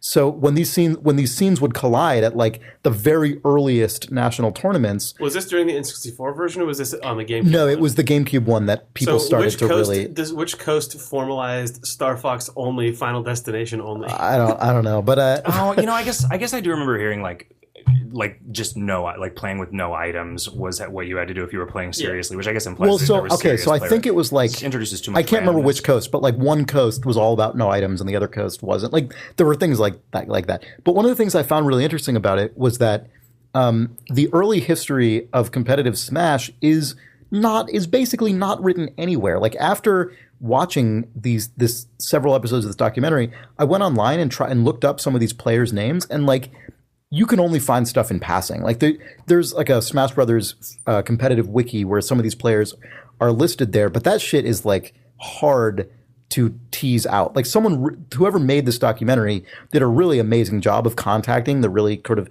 important early figures and actually just commit this oral history to tape, which is very fascinating. It's the total same thing. The reason it was interesting to me is because it's very similar to the way the early StarCraft competitive scene developed, which is all the big famous players that everyone knows now in StarCraft. If you actually follow competitive StarCraft, like they were kind of almost the second wave, or like the first wave and a half of competitive StarCraft players. But there was this whole scene of like the very earliest competitive StarCraft players who set the groundwork for that stuff, who at this point largely exist almost entirely as an oral history from the players who just went to like the very earliest kind of national or international StarCraft tournaments before it was a big thing. And to learn about that stuff, you end up watching guys like Day9, Sean Plott, like just tell the story like on their YouTube channel or whatever, which in ways that is just not documented very, very well. Unlike then you get guys like Boxer, who, you know, is like big famous StarCraft player that everyone's heard of if you're into competitive StarCraft. But there's like these early guys who were just kind of dorks who played this game a little better than most people did and kind of started to unlock its potential as a competitive activity. And I guess it's the same in Smash, and I don't know very much about competitive Smash, so I wasn't aware of any of this. But watching the documentary, they find all these people and interview them all, and it's amazing. Like, it's crazy. I guess that's an interesting counterpoint to the copyright thing. Like, there is not going to be that again, because now everything that has anything to do with video games is just exhaustively documented. That's true. Everywhere. So there's never going to be another, like... It's true. There's never going to be another, like... I don't know. That's kind Star Wars holiday special or whatever. But there weren't forums that these guys were posting on when in like. How did these matches even get arranged then? Like, how the hell did this like? Well, I mean, it was like, online. They found each other online. There just weren't centralized repositories where it was all like cataloged officially as it was like pre-YouTube, right? Like, so it was definitely there wasn't even any place to. Yeah, because it really started in N64 and GameCube era, which was. Well, and it was interesting too because there was like one of the guys, Isaiah, who was like an important early figure in this scene. It's so funny to hear people tell these stories because they're so fucking dorky, but it's great. It's the best. There was this guy, Ken, who was like the sort of best player in the world, so to speak, or at least in the country or North America. And he was like, yeah, I ran into this guy like Isaiah and I saw him playing N64 Smash and he'd never played Melee. Is Melee the GameCube one? Yeah. And like, I'm just like, man, you bet you'd be awesome at Melee if you tried it. And so like, he became my partner and we trained. And like, it was really funny to just hear these guys talk about how they kind of ran into each other. And a lot of the early kind of really important teams were just friends who started playing together and then ended up raising each other's game just due to, and then they would encounter people from other cities or states and have that issue where, like, oh, I'm the best among my friends. I must be like the best anywhere. And some of them would find out they actually were, and then some of them in reality weren't. It's I don't know. It's super fascinating because the whole thing's incredibly lo-fi. The documentary itself is very lo-fi, but like the thing they're discussing is also just the most underground shit ever. Like it was just super it's also unofficial. Everything. A pre-online console, and I think Smash Brothers on the Wii has online, but it's bad. Yeah, and it seems like this. Also, sorry, that sentence could be truncated. The Wii has online, and it's bad. It's bad, yeah. And it also seems like the general, commonly held perspective among this crew is that the GameCube one is like the canonical competitive game. Yeah. No one really likes the Smash Brothers Brawl, I think, is a more fun party game because it just has way more ostentatious stuff. Right. But if you strip all that stuff out, I think it's the actual underlying core is less. Did they know when they made the GameCube version that there was a serious competitive scene? And did they try to balance it I don't better? think so. I don't think the serious competitive scene developed until after the GameCube one was out. I think that they knew that there were people who were playing the N64 one at a level above the way people play Mario Kart because some of the stuff they put into the GameCube one was stuff like more aggressive blocks, being able to actually like do midair dodges and like spin out of the way of attacks and stuff, which was absolutely not in the N64 one. But I think that's the stuff that allowed there to be a true competitive scene, is that you can actually counter stuff. Well, and one of the awesome things that, like, Jake, you'd probably this stuff would probably be more impactful to you because you know the game better than I. But I can't even remember the names of the moves. But like, but I suck at it. Whatever. That's not my point. I'm just saying they talk in the documentary about people encountering crews from other places and then being just blown away by the existence of things in the game that they just literally weren't even aware of because there just wasn't like a wiki that you could go and find out all the moves. People were discovering things to do with the game that weren't documented and that weren't available in any kind of just easy to parse place. And so they were talking about how early on in the competitive scene, even just knowing the existence of certain like undocumented features of the game, or I don't even know if they're deliberate features or not. Feints and blocks and things that would just automatically make you better than someone else. That's a weird thing to think about. I mean, I guess it was only a few years earlier that it was like if you were one of a tiny fraction of people who had internet access, you like knew all the moves for Mortal Kombat 2 or Did you guys whatever. see those tweets from the creative director of Street Fighter 2, the original that showed up recently? No, what? It was a Capcom developer who was one of the leads on Street Fighter 2 was posting just a bunch of weird facts about the original release of Street Fighter 2, and it sounds very much like this, and I'm sure the early Street Fighter scene was probably similar, because it made me wonder, I imagine Super Smash Bros. Is frame-based the way that most fighting games are, like the Capcom games, it is just on a certain frame of animation, these attributes are available or are not. But he was talking about things where like they never quite got the tuning right, so there are some things in that game that are totally just randomized where every other frame of an animation will have a certain thing happen. Or like he said there's one frame in one particular Ryu block where they had forgotten to remove attributes from a thing they were testing, where blocking would mean that like counterattacks would do very specific things, so you can accidentally hit one frame in a guy's animation and a fucking other just completely different statistical attribute is applied. Wow. And I'm sure that stuff is gone now for sure from the way those Street Fighter games are made, but he just on Twitter, he showed up on Twitter and they just God, that's amazing. I want to see that. Like, that's incredible. This, and people were like, "Oh, that explains all these stupid things." Right, these weird like flukes. Man, but, that's interesting. I'm sure that stuff is not in the Smash Brothers because they probably don't actually talk to anyone from Sora. They don't talk to any developers in any of the episodes I've seen. I imagine they probably don't. Sora, it's HAL Laboratories. Well, it was HAL Labs for years, and then now it's like Sora was the company that Masahiro Sakurai like started after he officially left Nintendo, but it seems like he basically all that shit just got reabsorbed. He left and said he was going to do some consulting stuff, and then he was gone. But now he's just basically he's Smash just Bros. Back Creative on Director that. for life. Yeah. Video games. Mm-hmm.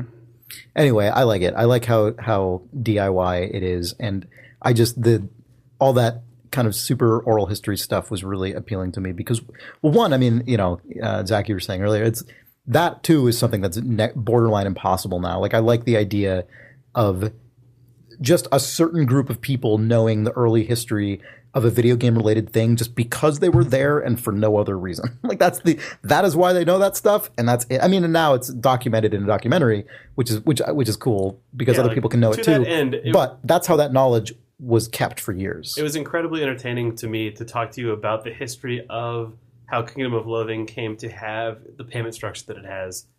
And no one will ever know that or care about it, but it was the weirdest best. Well, I don't know stuff. that no one Is that- will ever care about it. Jake? That was pretty insulting. I'm sorry. People will care about it, but The thing that you've poured your life into for a decade. I don't mean that no one will care, but I mean specific people will care about it for a specific reason. Sure. If it's ever written down, I don't think it's a thing that people will seek out unless they know about it. Yeah, it would be a hard thing to learn if you weren't a gaming insider who was talking to me at some sort of a gaming insider event. Like a summit or something. Yeah, like a summit where you meet.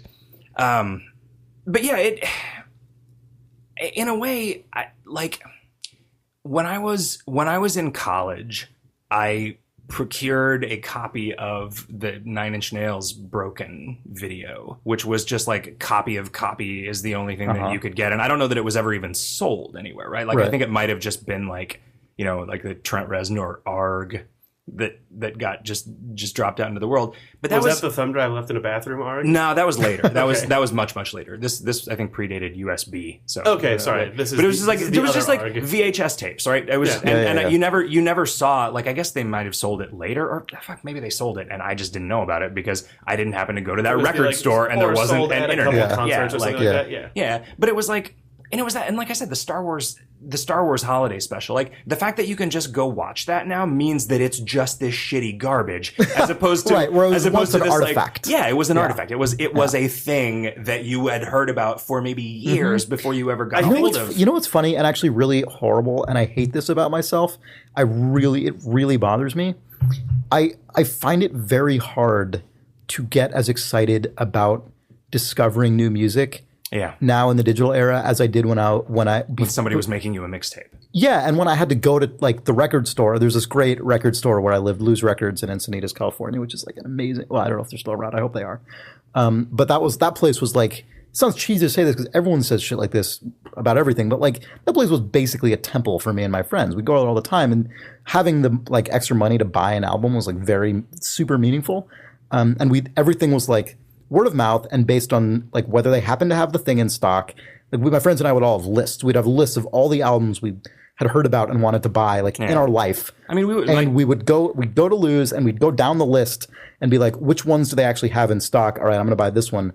And there's absolutely no reason at all why I can't just find shit all those same ways. But for some reason, it's very difficult for me to get excited about the same way it was. It might be partly that we're old. It could entirely be that. I think it's folly to assume that because we live in an era where things are stored digitally, things are stored indefinitely. Because there is so much stuff on the internet that is fascinating that now just exists in your memory, even though at the time, like in 2003, you're like, this is on the internet, it's there forever. It is not. It's gone. Except then you're like, maybe one guy has a copy of this on his website. I thought that about this one particular like clown joke post on Usenet, and then I found it a couple years ago, and it's totally still there. Like it's just archived on Google Groups. But so like what?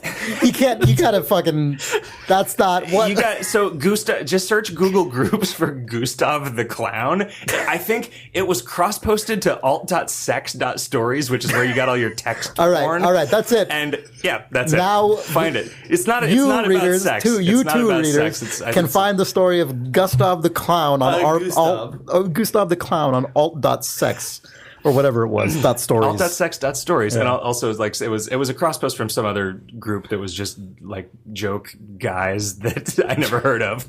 But anyway, it was just this random thing that we stumbled on and got passed around the dorm. And then years later, I thought of it and I was like, oh, that's got to be gone. That's like Usenet from 1993. But it was totally still there if you could remember it. It's actually a fallout from the stuff we were talking about copyright. There's so many things that appeared, even in, like, the early days of YouTube, that are now unavailable, except some guy made an offline copy of it, but it's probably not very SEO optimized. So you probably have to actually look on a forum to find a thread from someone who then posted an old link, and then you have to find the history of that link. And at least it's still nothing near the idea of I finally got a hold of a VHS tape of this Nine Inch Nails video, but there's still. I guess there is. There's also you can see that in real time. Like there's the video of Jeff Goldblum playing Just a Friend with Biz Markie on.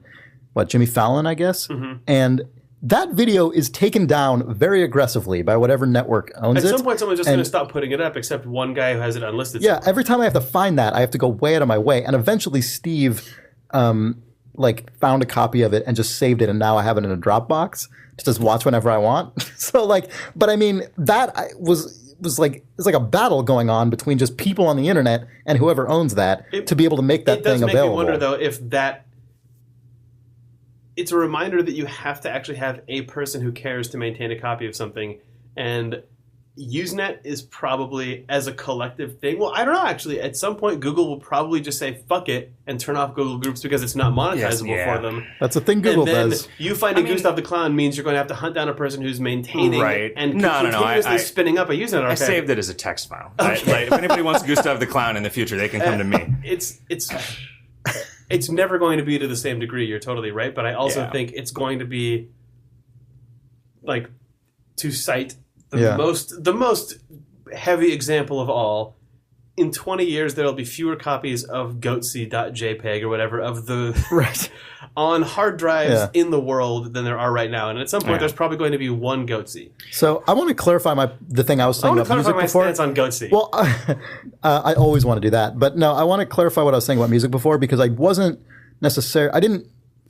The way I feel about this is complex because I don't think it's better to live in a world where like albums are more scarce and they only exist on like I don't think that's better at all. I was just saying there's something you exist in an instance of the world of music instead of existing on like the shared MMO server. It's entirely a thing that is in my brain and I'm actually kind of frustrated by that I feel that way because I don't think it's necessarily better, and people who were born like a decade or 15 years after I was are just never going to have that false comparison, so it doesn't even matter. I mean, it's just a thing for me that is hard for me to get past. I think they're still going to believe that the music that came out when they were between 19 and 25 was the best music. That's a different phenomenon. That's a different phenomenon, right? But I think that there really are differences, like fundamental differences in access to things now versus 10 years ago versus 20 years ago, which was never true at any point before. Like.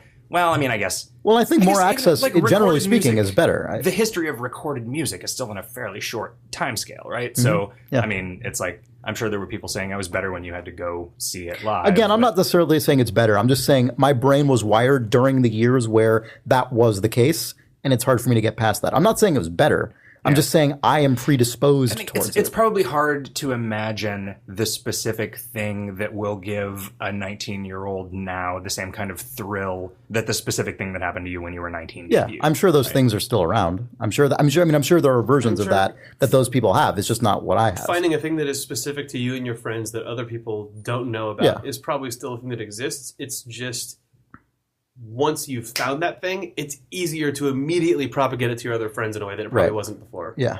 But I don't know that. Like, and it potentially maybe could be more esoteric than it was before because because it's all there. Or at least more of it is there. Yeah. There's also just so much more of it, right? Like, I mean, I guess it's going to be like there's so much more. There's a lot of music available. A lot of it's part of it is that was probably true, but at least like there is just straight up more music. It's one of the things actually that's going to be a challenge, I think, culturally in the midterm. Maybe not the long term because maybe eventually we'll solve it, but definitely in the short to midterm, it is becoming more difficult for artists who aren't in certain kind of like areas that are easy to like find monetizable people on the internet. Like it does become harder for like writers and musicians of a lot of types to actually make any kind of livable wage because there just is much more available, and what is available costs a lot less. There are actually challenges that relate to there being so much access and so much stuff available because it just makes perfect sense. Like when supply is higher and higher, the demand well, not the most likely outcome, but one potential outcome is that it will revert to an earlier state of existence where there's just, I think for a while there was an assumption that if you were able to produce an album of a certain production quality and sell it, you would make some money. Well, that assumption is just because even getting to the point where you're producing an album of quality means you've already gotten some kind of potentially. There's a high likelihood that assumption I think will just get deleted from people's minds. Like, and people born today are probably not going to assume if I make a polished album that means that I have something to wear. It just also, in the era that I was talking about, like when I grew up, which not like that was long ago at all, but like we were already pissed at the music industry for totally different reasons, which is that artists get screwed with shitty deals and shit. It's just different kinds of ways to get screwed that exist now. But it is the case now that anyone, like it's fairly affordable to make a thing of higher quality than you used to be able to without getting some kind of official deal from a company. Right. But it For does. instance, this bullshit that we're doing right Yeah, now. exactly.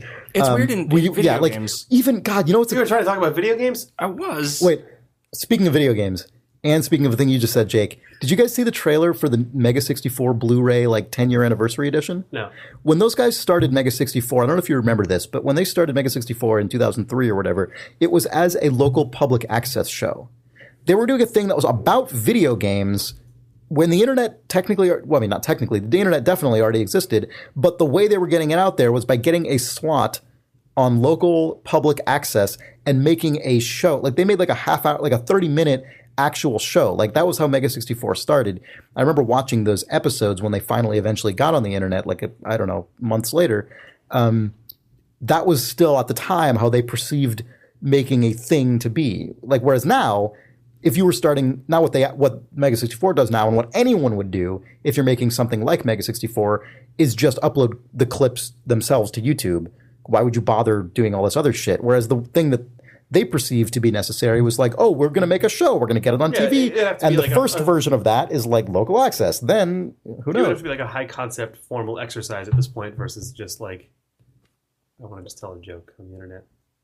Yeah. I mean, even if they were making the high concept version of it, they would still just put it on YouTube. Yeah. The thing that I was going to say about video games, it's weird. Like, I employ a couple of writers, right? And the reason that I'm able to pay these guys to write jokes is because we have a context in which their jokes get turned into a thing that makes some money because it is a video game. Like, they would not be able to sell these jokes for their salary. That'd be the best. Right? And so, yeah. Buy my 10 Buy my jokes, 10 jokes. says man in subway station. Yeah, exactly. Just busking. Like, I will write you a joke right now. he'd be a joke for busker. $40. Yeah. I'll kill myself now. Those guys probably exist in like Central Park. Yeah. And so every once in a while they'll do like a weird sort of like performance art where it's like, oh, this is actually a writer for The Simpsons that's trying to sell jokes in the subway station. Yeah, Nobody right, will pay for them. Yep. They don't know. They don't know that this Right. guy's jokes Yeah, are worth $1,000 each instead of. But like, and I mean, I feel like there are a lot of people like, sorry, Josh and Riff, but there are a lot of people who are better writers than you that aren't making any money because they don't have a context in which that is sort of like commercially viable. And I feel like with video games is a weird scene because it creates a bunch of employability for a bunch of disciplines that aren't necessarily inherently employable. Right. Something like game design is like only exists The certainly in center that of context. video games might actually be that. But yeah. I mean, that's why programmers are the highest paid people in video games is because their job is a thing. Yeah, you could go somewhere else. Everyone else actually needs. You could go somewhere else desperately. and do that. Yeah, but I write hilarious, interactive comedy. Yep. Good. Yeah. You could maybe, I don't know. There were only like 4 guys that wrote all the Choose Your Own Adventure books. Yeah, Yeah, I know. So They even being really good at that, like what? Okay, whatever. Like have fun Yeah. trying to get people to pay for a Twine game. Yeah.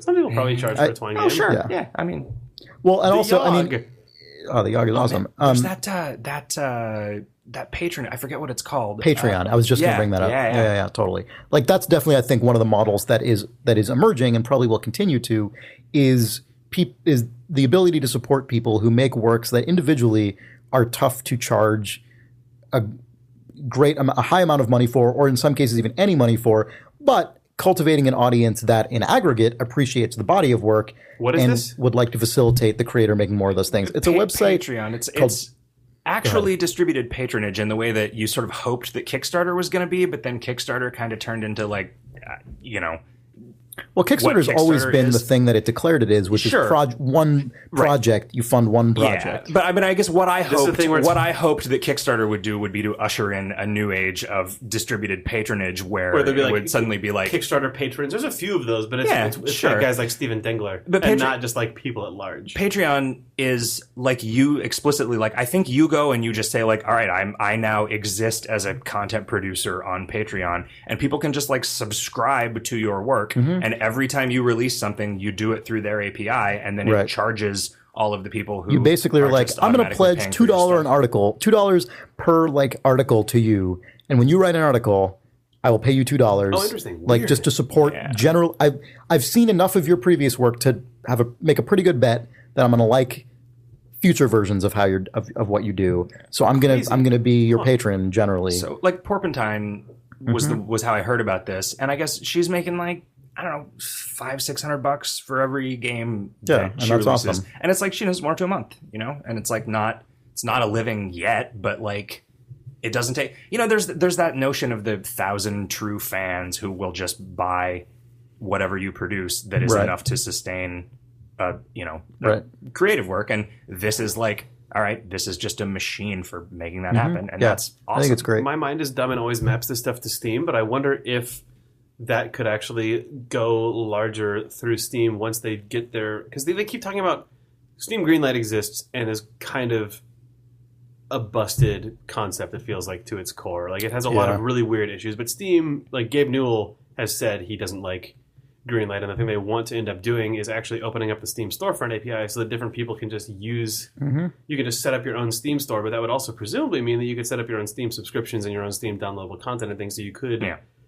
you could bring all that stuff into the core gaming audience through something like that in a way that I mean, if Steam inherently supported some sort of a subscription service, it wouldn't even have to. If Steam had an API that you simply dialed into, you could just write your own subscription service, and every month it would just dial into the Steam API and charge the person's. It's kind of disastrous and lame to say, oh, maybe this will take off once it goes into Steam. But the reality of it is that everyone, or like the biggest, hugest, like exponentially huger slice of the pie of people who deliberately sign into a thing to see what they should be playing is Steam, and it would be. You could actually basically already do that right now, as long as you already had a Steam rep and you could release a game every month by just setting up your own subscription service through PayPal or something, and just having it automatically send keys every time you. But anyway, I don't know. Sorry for immediately taking the cool thing that you talked about and said, "What if Valve clones that?" I mean, what if this? I've only known about it for a few days, so you ruining it, I wasn't really that invested. It's not ruining it, but I feel guilty as a person when I say, "What if the most profitable corporation in this space cloned this service?" Then would it be a successful idea? Right, then would it be real? I think what it does is it creates the stories anyway, where at least, like, you know, the way that you make a successful work is by making a bunch of works, right? And so if this is a thing that it's like, well, I've got people who will, like, if I release this game, there are these people who like me enough that they're, you know, I'm going to make $200 or $300 from this. And so you'll just make a game when, you know, if you had to focus on your day job, you wouldn't necessarily. And then eventually you'll make a game that it's like, they'll tell everybody and it'll get super popular, and then you'll get on Steam Greenlight because you'll have 90,000. And then one day you'll get greenlit. 90,000 fans. Or I love how the aspirational thing of this is still, get on then you'll get on Greenlight. Steam. Yeah, but so, you know, it doesn't take that many sales graphs being posted by indie developers who are actually honest about their revenue to see, like, oh, okay, well, here's everything that happened prior to Steam, and here's when this became my job. Sure, you know? but yeah, for sure. There's also, I wish more people posted Steam failures, because there's a lot of games that don't get greenlit. There's a lot of games that do finally make it to Steam and then don't do anything. Right. And for sure, definitely. Steam obviously right now has, it seems like a higher that's chance true. than anything other than just complete. You are Minecraft to do well, but no, you're absolutely right. That's true with a lot of things. That's true. Like, mobile is the exact same way. I mean, I think there have been more examples now of big mobile failures, but like, it's definitely, a lot of these spaces is very easy to look at the big successes and be like, what? Everyone's just raking it in on here. Yeah. It's always good to have Steam still seems like it has a lot of opportunity if you actually. I think Steam is still the best out of all of those in terms of reasonably giving you a chance to do well. If the wind blows in the right direction, like I think it still just comes down to the way that Valve ends up breaking all that stuff apart. Where, like, I think they've successfully built Steam so that there is high traffic to the new games list, the top selling list, the free list, the sale list, and all the featured games. It's still the challenge on every platform, but I think discoverability is better on Steam than any other place you can buy games. Except this one patronage website where you can get 20 games. No, sure. I mean, discoverability is like 100% there because you just sign up and it sends them to you. You don't have to even look for them. You have to discover the person, I guess. That's true. Oh, I don't like discovering people. We should go patronize Porpentine. Sounds like a good plan. I guess it does. There's something where it prevents people from just arbitrarily spending all of your money by, like, you put in. Oh, you can put in like a monthly ceiling limit, right? And I wonder, like, that makes sense. What does that do to, like, people, you're like, oh well, shit. If I release something early in the month, fewer people will have hit their patronage limits or whatever. Oh, you rely on people like yeah. forgetting that they set Yeah. this up. Like I've always been reluctant to set up like PayPal subscriptions for KOL because I hate the idea of getting money because people forget to turn Right. off Yeah, the automated That's subscription. the way everyone makes their money, though. Yeah, but that's gross. It's gross. And yeah. And it's like, well, all right, I'll do that. And then somebody will say, you know, if you made the unsubscribe link a little more Right. obscure and hit it Yeah. behind 300 or 400 other put it on the UI phone elements. Wait, subscription, does, yeah, to call. does PayPal not have safeguards against that though? In terms of like sending people emails when they get charged. PayPal has all of the safeguards yeah. because someone can just call PayPal and say, you know, I don't think that I actually want this, and then they'll just charge back all of it. Yeah, bullshit. So that man, they sent me a survey yesterday, and every once in a while, like they get me in the right kind of mood when somebody sends me a survey to really be honest about Right. how I feel about my Right. interactions with a big company, and those. Yeah, I get to yell at fucking nothing. You got I might to- as well you got to just press the walk caps outside lock and yelled key. at the sky. Right, yeah, exactly, All of the yeah. same things that I You said. got to- old man yells at cloud Yeah. fully. Yeah. Yeah.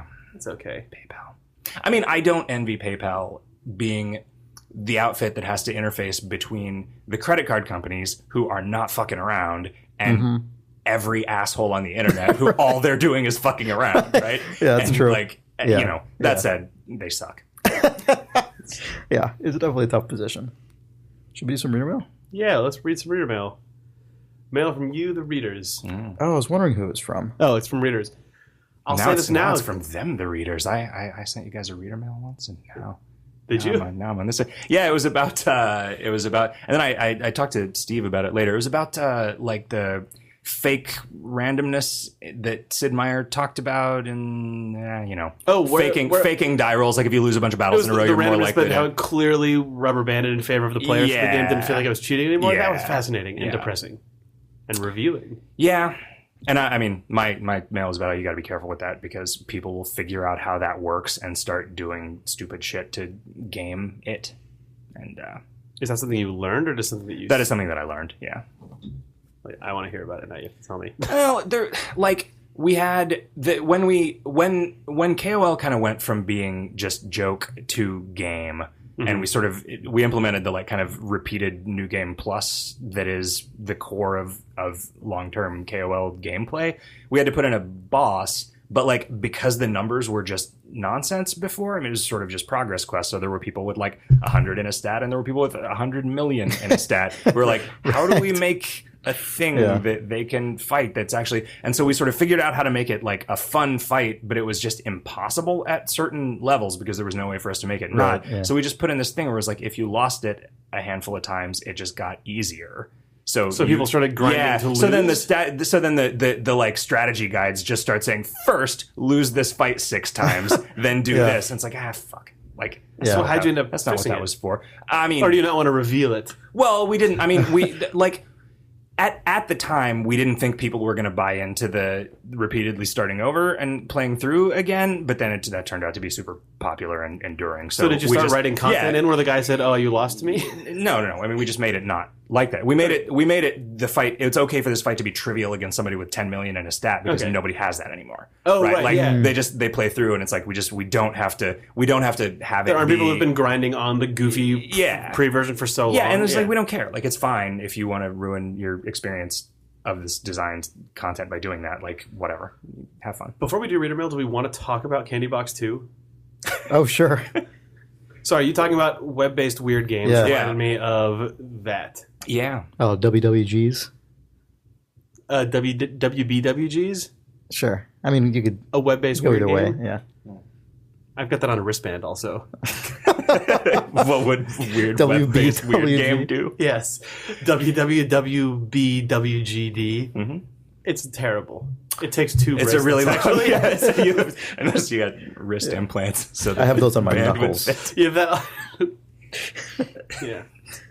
So Candy Box 2. I played it. I didn't play the first Candy Box. Yeah. Oh, you didn't? I looked at it for a minute and said, ugh.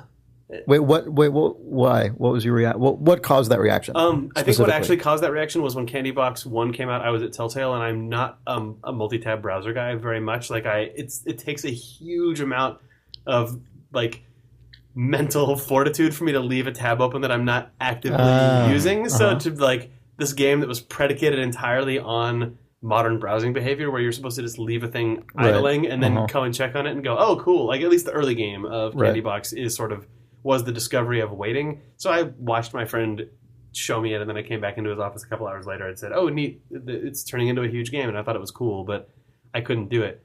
But for some reason, since leaving Telltale, your behavior has morphed? It's just because of all the company setup stuff we've been doing. I've just had to have GChat open. I've had to have Gmail and calendar open all the time, and it's made me do that. So now I've got a fucking pinned Candy Box 2 tab, and it has my life. It doesn't actually have my life. It has my attention every now and then. Yeah, right.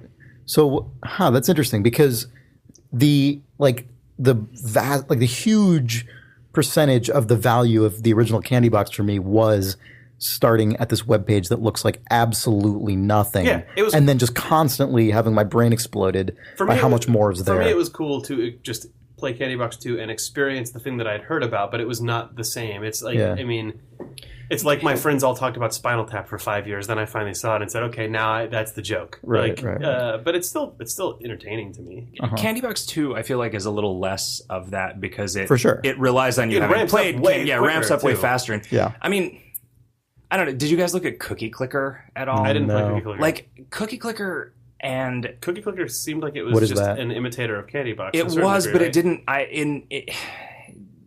To my mind, it didn't actually understand what was good about... Like, it was just like, you have this many cookies, and you click this cookie, and you get more cookies, and you upgrade to make more cookies. So it's like Cow Clicker? But it doesn't go anywhere. There's no... It's a lot fancier than Cow Clicker. You know, it has better graphics. Sure. But there's not... It doesn't really surprise you. Like, it's theoretically, like, still being worked on, and they're adding actual game stuff to it. But I feel like that's the core of what made... Well, watching the UI the thing I liked about Candy Box was it's just how quaint the whole thing is. The change over time, I like how naive Candy Box felt. Like, it just was... even the UI, even the ASCII art had no coherency to it. It was like, this was obviously, like, this piece was obviously just found on an ASCII art website.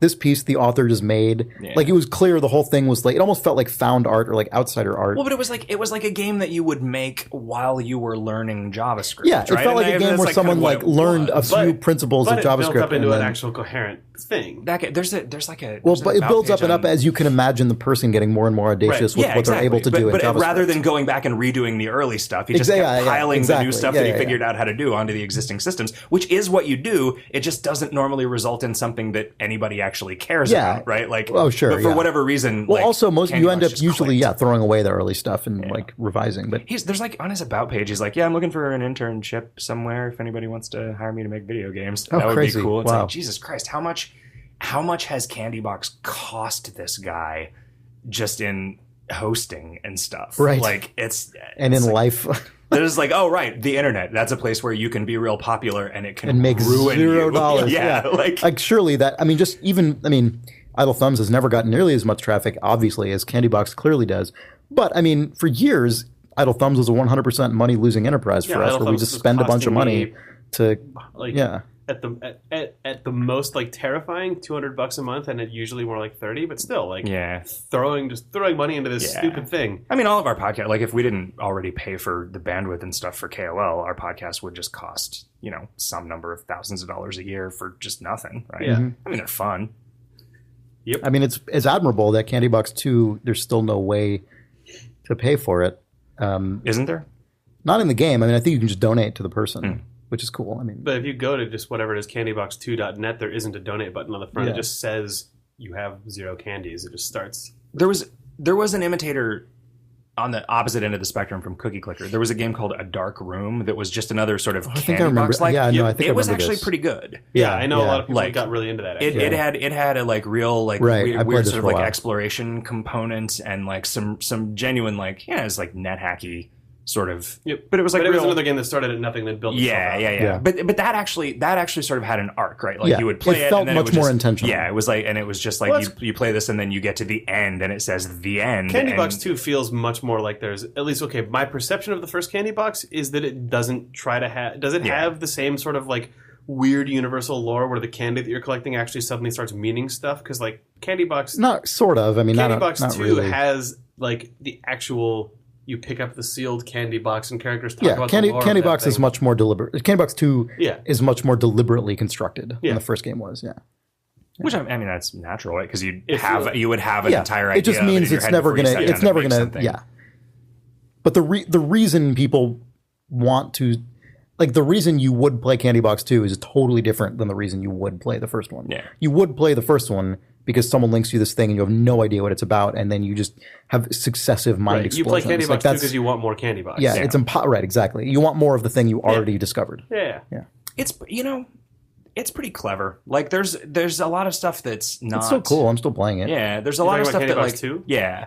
I mean, Candy Box 1 was pretty clever too. Like there was stuff that you could just let it sit for a few days and make this real easy and just stomp through it, or you could like. Well, that's what I do when I leave work on Fridays. It just sits there on my Right. computer at work. And then you come back later I came and you're in like, this morning and "All I these had lollipops." like 6 million lollipops, and I'm Yeah. like, sweet. and except there's that Then one. you can buy that hat. The witch's hat is 100 billion, or is it a billion? It's 1 I think billion. it's 1 billion lollipops to buy the witch's hat. Yeah. and you don't even know what it does. That can't be as good as the octopus's crown with jaspers. I haven't killed the pretty good. octopus yet. I haven't just either. started I think you playing guys are farther. It's weird that there seems to be like a fixed number of chocolate bars available, which limits, like you're making sort of permanent character All right. advancement. I think we're getting too far in the choices. weeds Yeah, here. no, For it's, anyone who hasn't I mean, played this game. But no, that is a strange, incongruous thing to me that they would actually like make choices that can't be undone. Yeah. In the context of something that like They had- mainly the way that you play. They it, had but, like, elements except of they're not that in doing the first game as well. It Yeah. was friendlier than I expected because I used. Well, I'm just going to dive off the cliff entirely for half a second. Okay. Because I use a chocolate bar in the well to upgrade an item, but I realized that I had no more upgradable items, and I panicked because I thought I had thrown away a chocolate bar, which I had figured out at that point was a finite resource. But if you come back You can with a still new just item, upgrade. it'll let you do it, which actually kind of made me sad because the entirety of that game seems predicated on the idea that if you want, you can just eat all the candy, or you can just throw Yeah. all of it on the floor. Yeah. In I the feel like first- there's probably stuff that you can't do if you make bad choices with that, which Yeah. is weird. Yeah, I should probably stop feeding chocolate bars to the well to upgrade my items, but it makes my health regenerate and stuff. Yeah. I'm sure at some point someone's going to say, "Give me 2 chocolate bars," and I'm going to say, No, Fuck. it's not, I think you only use them on upgrades to your items or upgrades to your character. Okay. And I mean, who knows, man? Maybe you balanced it so that maybe you can't gimp yourself. You know? "You'll never know." Yeah. Until someone makes the Candy Box 2 Wikia and Yeah, explains every that's fucking thing. That probably exists. Undoubtedly It probably- already it's exists. already done. Yeah. Like, Yeah. I mean, the fact that the weird thing about HTML5 games is like, here's a view source. Like, oh, you want to know, you want That's the true. code to this? There's probably a stupid Chrome or like whatever Grease Monkey? Grease Monkey extension that quadruples the speed of the Candy Box clock. Yeah. Like, I'm Oh, sure there's yeah. all I sorts think of you garbage. could just do that in the JavaScript console. You could, yeah. That's true. Like- You could probably actually just paste a JavaScript command and it just gives you all Yeah. the candy. Yeah. Yeah. You could just But set a if variable I equal hope to that someone something. actually just makes one that looks like the interface to a Yeah, game genie. is it and a gives you Grease? Yeah, like Candy Box. it's a Grease Yeah. Monkey script that just actually puts a picture of a game genie on the screen. You Yeah. click on it to get more What would be candy. hilarious would be someone releasing a new CSS style sheet for Candy Box that just makes the game look crazy, but it's like the exact same code underneath. Anyway, Or like let's- an Edsky Candy Box sure, tile set or something. yeah. Let's move on. What? I I just want to talk about. This is Candy Box 2 Day, where we only talk about Candy Box 2 in the style of Game Name Today podcast. This is in fact the last one, and it will never be updated. All right. TR Hampton writes, "Hello guys. Just thought I'd chime in on the discussion you had about Let's Plays possibly hurting sales of horror games due to the spoilerish nature of them. This is sad to admit, but I'm a 31-year-old male, ex-military, and I cannot play games like Outlast, Amnesia, or even Fear because they freak me out. Having said that, I really enjoy watching Let's Plays of other people playing these games, possibly due to the fact that I'm slightly less immersed in the experience, just removed enough that I can enjoy the story without having to change my underwear even 20 minutes. So while I was never going to buy the game myself due to me being a baby, I'm still aware of the game's quality and the developer behind it. Is this something that would or should be considered a success by the studio? Just wanted to share. Roy." It's an interesting question. I don't know. I mean, I personally only ever watch a Let's Play of a game if I know that I'm not going to play it myself. Well, I think so I think that's the case. with him. Yeah. So, I mean, it's hard to imagine like the kind of person who would watch a Let's Play to determine whether they're going to buy a game or not. Like, does that person exist? I guess it probably does, right? If you phrase it that way, that's probably less common. Not necessarily watch it to determine as much as watch it because you already like the person doing the Let's Play, then decide, wow, that looks cool, I'm going to buy it. That definitely happens all the time. That happens all the time, for sure. Yeah, Let's Players as like tastemakers is a thing. Yeah, definitely. I don't know, it's tough to say. Like, if you made a thing and then someone derived enjoyment out of watching a Let's Play of it, even if they had no intention to buy it, I mean, I guess that would still be cool. I think if it's a person who's never going to play it, that's cool because that person is going to, like he specifically said, I can see the work that people are doing in games and enjoy it and become a fan of that particular game maker, which presumably means that that person, if they're that into it. Yeah, like if they made a game that wasn't a horror game, maybe this guy would buy that game. Or that guy's going to go to his friend and say, have you played Outlast? Or have you played... Bleh? Yeah, I mean, that's probably a net positive, yeah. Yeah. I mean, it probably also depends on. But he also pirates 5 copies himself, which is 5 lost sales. Shit. I guess it depends on whether you like. If you feel like if people approach games where the primary value is like being surprised by the game, or the primary value is just like playing it and actually being immersed in the atmosphere and being in control of it, like I can imagine a person who enjoyed survival horror games and wouldn't be bothered by having seen the surprising parts of them, right? Because I mean, I can certainly imagine a guy playing a survival horror game again and still enjoying it. Totally. And so I guess it's sort of a broad like demographic temperament question whether that's actually going to have any effect on how you feel about the game in the future. Yeah, I feel great about it. Do you? No. Oh. Chris Karich writes, weird Spelunky thing. Hey, Thumbs, around the same time Chris and Nick started doing the daily challenge, I thought I'd start doing it as well. Last Saturday night, I tuned into them streaming the daily challenge just as Chris beat Olmec. Congratulations. I mistakenly thought Chris had beaten Olmec on his daily challenge run, and I set my new goal to at least do as well as he did that day, since I hadn't done the daily challenge yet. I noticed lots of things about his run in the small amount of time I watched, Kapala, Jetpack, etc., and I decided to try and emulate them, since they're good items anyway. It turned out that in Jungle 2-1, there's a spot that if you spent 2 ropes and $10,000, you should buy a helper and sacrifice him and sacrifice the damsel on the same floor. So I figured that's what Chris had done, and I got the Kapala there. I also went to the black market, as I assumed Chris had done. I noticed how expensive the jetpack was. How could Chris have bought it if he already bought the helper to sacrifice? He must have robbed the black market. I now realized I was superimposing the events of one Spelunky run onto the level generation of a different run, and it's a testament to the flexibility of the human mind that I didn't figure out what was going on. I died in the black market too. It turns out if you're hit by a tiki trap while floating with a cape, you continue to float even when you're stunned. Anyway, I thought this was interesting. Also Chris. His name is Chris. That is really cool because it reminds me of... Well, it reminds me of a dumb thing. It doesn't. I don't know. Sorry, reminds me is probably the wrong word. But the phenomenon of seeing someone do something and kind of imagining in your brain how they accomplished it, and then applying it to your own life, and then as the result of that, totally stretching your ability because you're trying to achieve a thing. And then once you've achieved that, going back and looking at what the other person did and go, wait a minute, that's not how they did that at all. They totally just did all these shortcuts that I didn't know. Their circumstances were so different that it didn't apply. Totally. There's a great quotation by Pete Townsend of The Who, who's like one of my all-time favorite musicians ever. And he said, I can't remember the precise phrasing, but it's something to the effect of the history of rock music is the history of musicians attempting to emulate others and in the process of doing so, finding their own voice. Like that, because rock music traditionally is not trained. It's something you just kind of hear something and go like, I want to do that. I'm just going to figure it out, I guess. Mm-hmm. And like shittily playing my instrument without really knowing anything about it. Yep. And then ending up actually arriving at some interesting place, through probably totally different means than the person you were originally trying to emulate did. My early time at Telltale was entirely that, where I was like, what's a video game website look like? I imagine it looks like this ridiculous thing. And then I didn't ever make a ridiculous thing, but I made something better than I would have made. Or like, I'm sure game releases are all supposed to have 5 hours of commentary tracks. Like, that's what Valve puts in their game, right? Yeah. And then, now I know that I did everything in a completely like acrobatically gratuitous, expensive, life-wasting way. But at the end of the day, now I know how to do all that stuff. I think that's kind of the only way to discover what you're good at, right? Because nobody sets out to think, oh, I should do this thing that's fucking impossible. Right. You're like, oh, I must this, but yeah. You look at something else and go, how the hell did that happen? This must be how you do it, and that's how anybody finds out that anybody is capable of doing anything remarkable, right? Yeah. Yeah. What can you think of a specific example of a thing where you've misinterpreted something that somebody's done and then done something totally amazing? I would not qualify anything that I've done as totally amazing, but the cheesiest example in the entire world is it's cheesy because it's a trade show booth.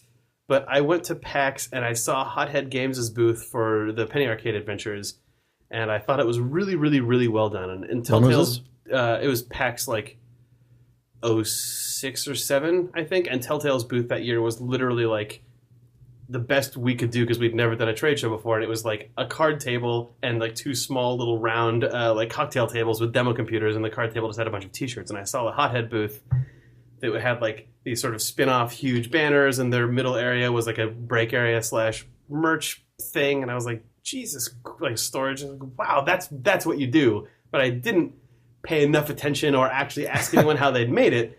So then me and Doug and Emily, the Telltale marketing people, were like, we want a booth that's like that. What, like a classy trade show booth. So then we were like, how the hell do we do that? Well, our friend's friend is a theatrical set designer who makes things for traveling shows. That's probably like a trade show booth. But at the end of the day, we had this booth that was like made out of lacquered wood that had like laser cut Telltale logos in it, and like inset lighting and all these things that shipped in two huge wooden crates that you would use to pack a theater set. And it was a fucking bitch to set up.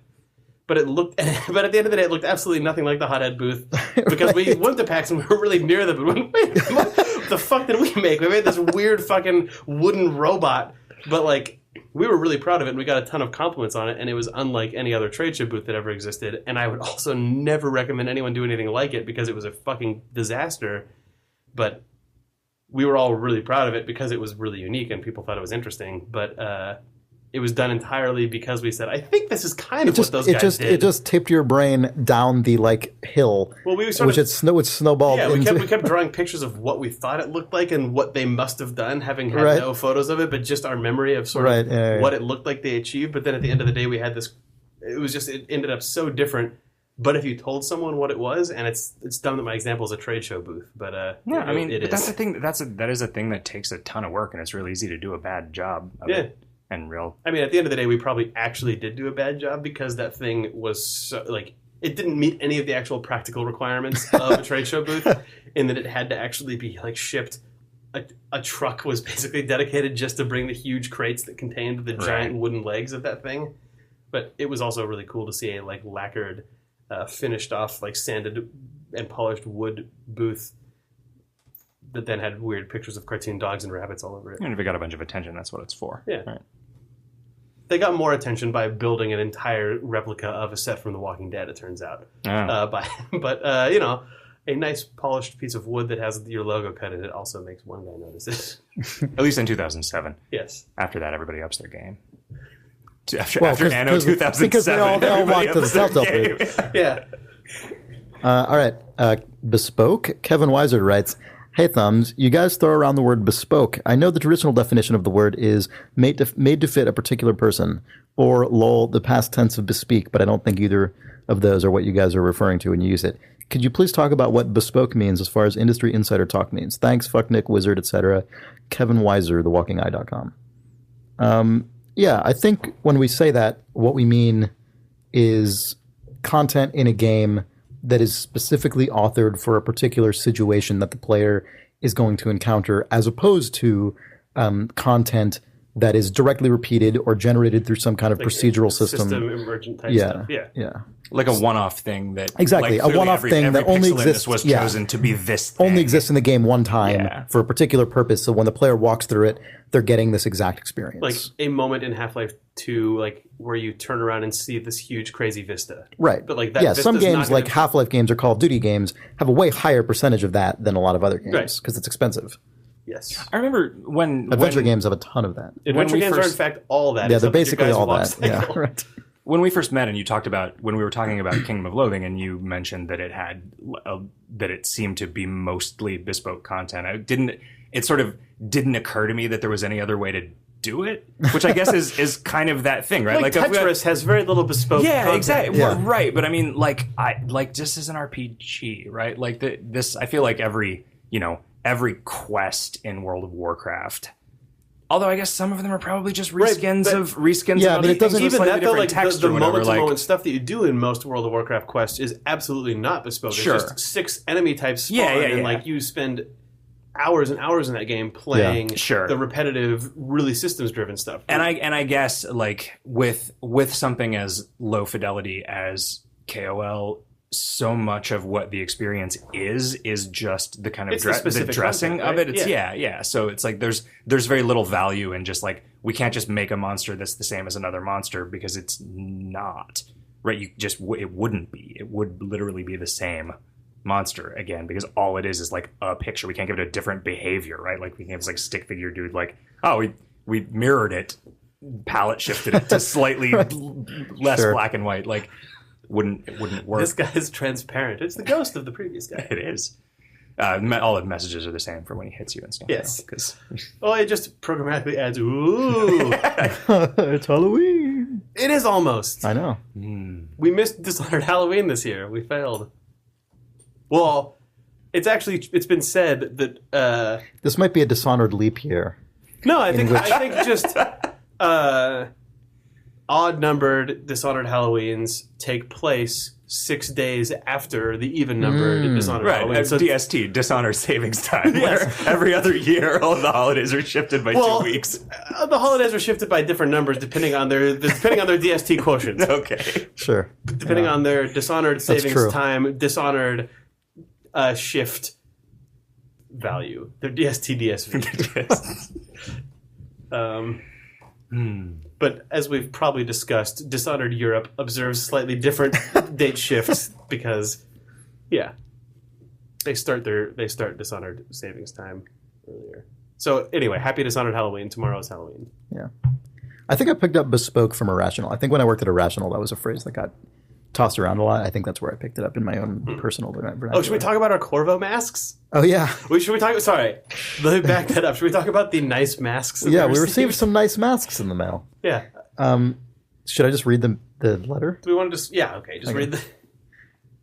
Hey Thumbs, shortly after shipping Dishonored, the Home Office sent us a few hundred launch kits that the employees are welcome to grab, give to friends, etc. Nick is probably familiar with these. They are filled with various Bethsoft swag articles, Skyrim shirts, cardboard speaker things, etc.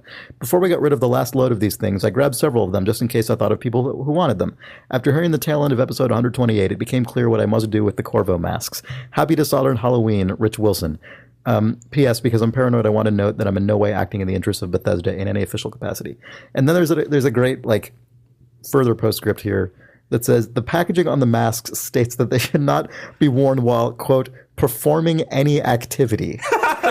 Not sure if that's because of vision obstruction or harmful chemicals in the rubber that lead to asphyxiation, so you've been disclaimed. But then the packaging on the masks themselves has even more extreme disclaimers that we should probably read. Can we grab one of these? Yeah, let's just grab one of those nice masks. Here, I'll grab. Here, you can have the packaging, and I will in fact don my.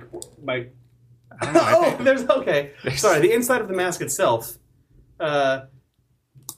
Okay, the only notable note on the mask itself is for display purposes only. Yeah, but then there's a strap to put it on your face. Right. So what does that mean? It's a strap to put it on a mannequin head. The strap is in fact put on the giant Corvo stand-up in your regional GameStop that they've kept. Yeah. So you just put a worse mask over his good mask. The first 2 sentences on the packaging are, "This is not a toy, this is an adult collectible." Which is right off the bat, you're putting on basically a GIMP mask. You can tell that, look. You look like a chimpanzee in that thing. I believe I look like the world's greatest assassin. Because the jaw extends really far out, in a way that human faces don't.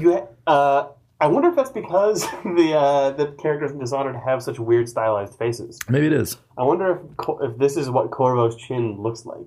If I stroke my nice chin.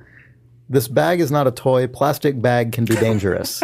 To avoid danger of suffocation, please keep this bag away from babies and children. So get it out of this office immediately, am I right? Because of the way that the crazy eye fixtures of this mask are structured, it basically spends its entire existence poking directly into your eye. So Well, that's why it's for display purposes only. do not attach to eyeball. You look like you're constantly just jutting your jaw out and looking. It's because of the offset of these Corvo eyes. Well, Because I'm scared. well, this is good at radio here. Jake's it's wearing what a people nice say. We're mask. just looking at each other in mask. Yep. Should we call it? Yeah. All right, these may appear in a future live stream. God, I can see your eye blinking through only one of the eyes, and it's creepy as hell. Jesus, Welcome. it's horrible. All right, well, Thanks for listening, talk to you guys. guys next week. Bye-bye. Bye. Oh, thanks, Zach. Oh, thanks Hey, for yeah, coming you're on, welcome. Zach. Thank you.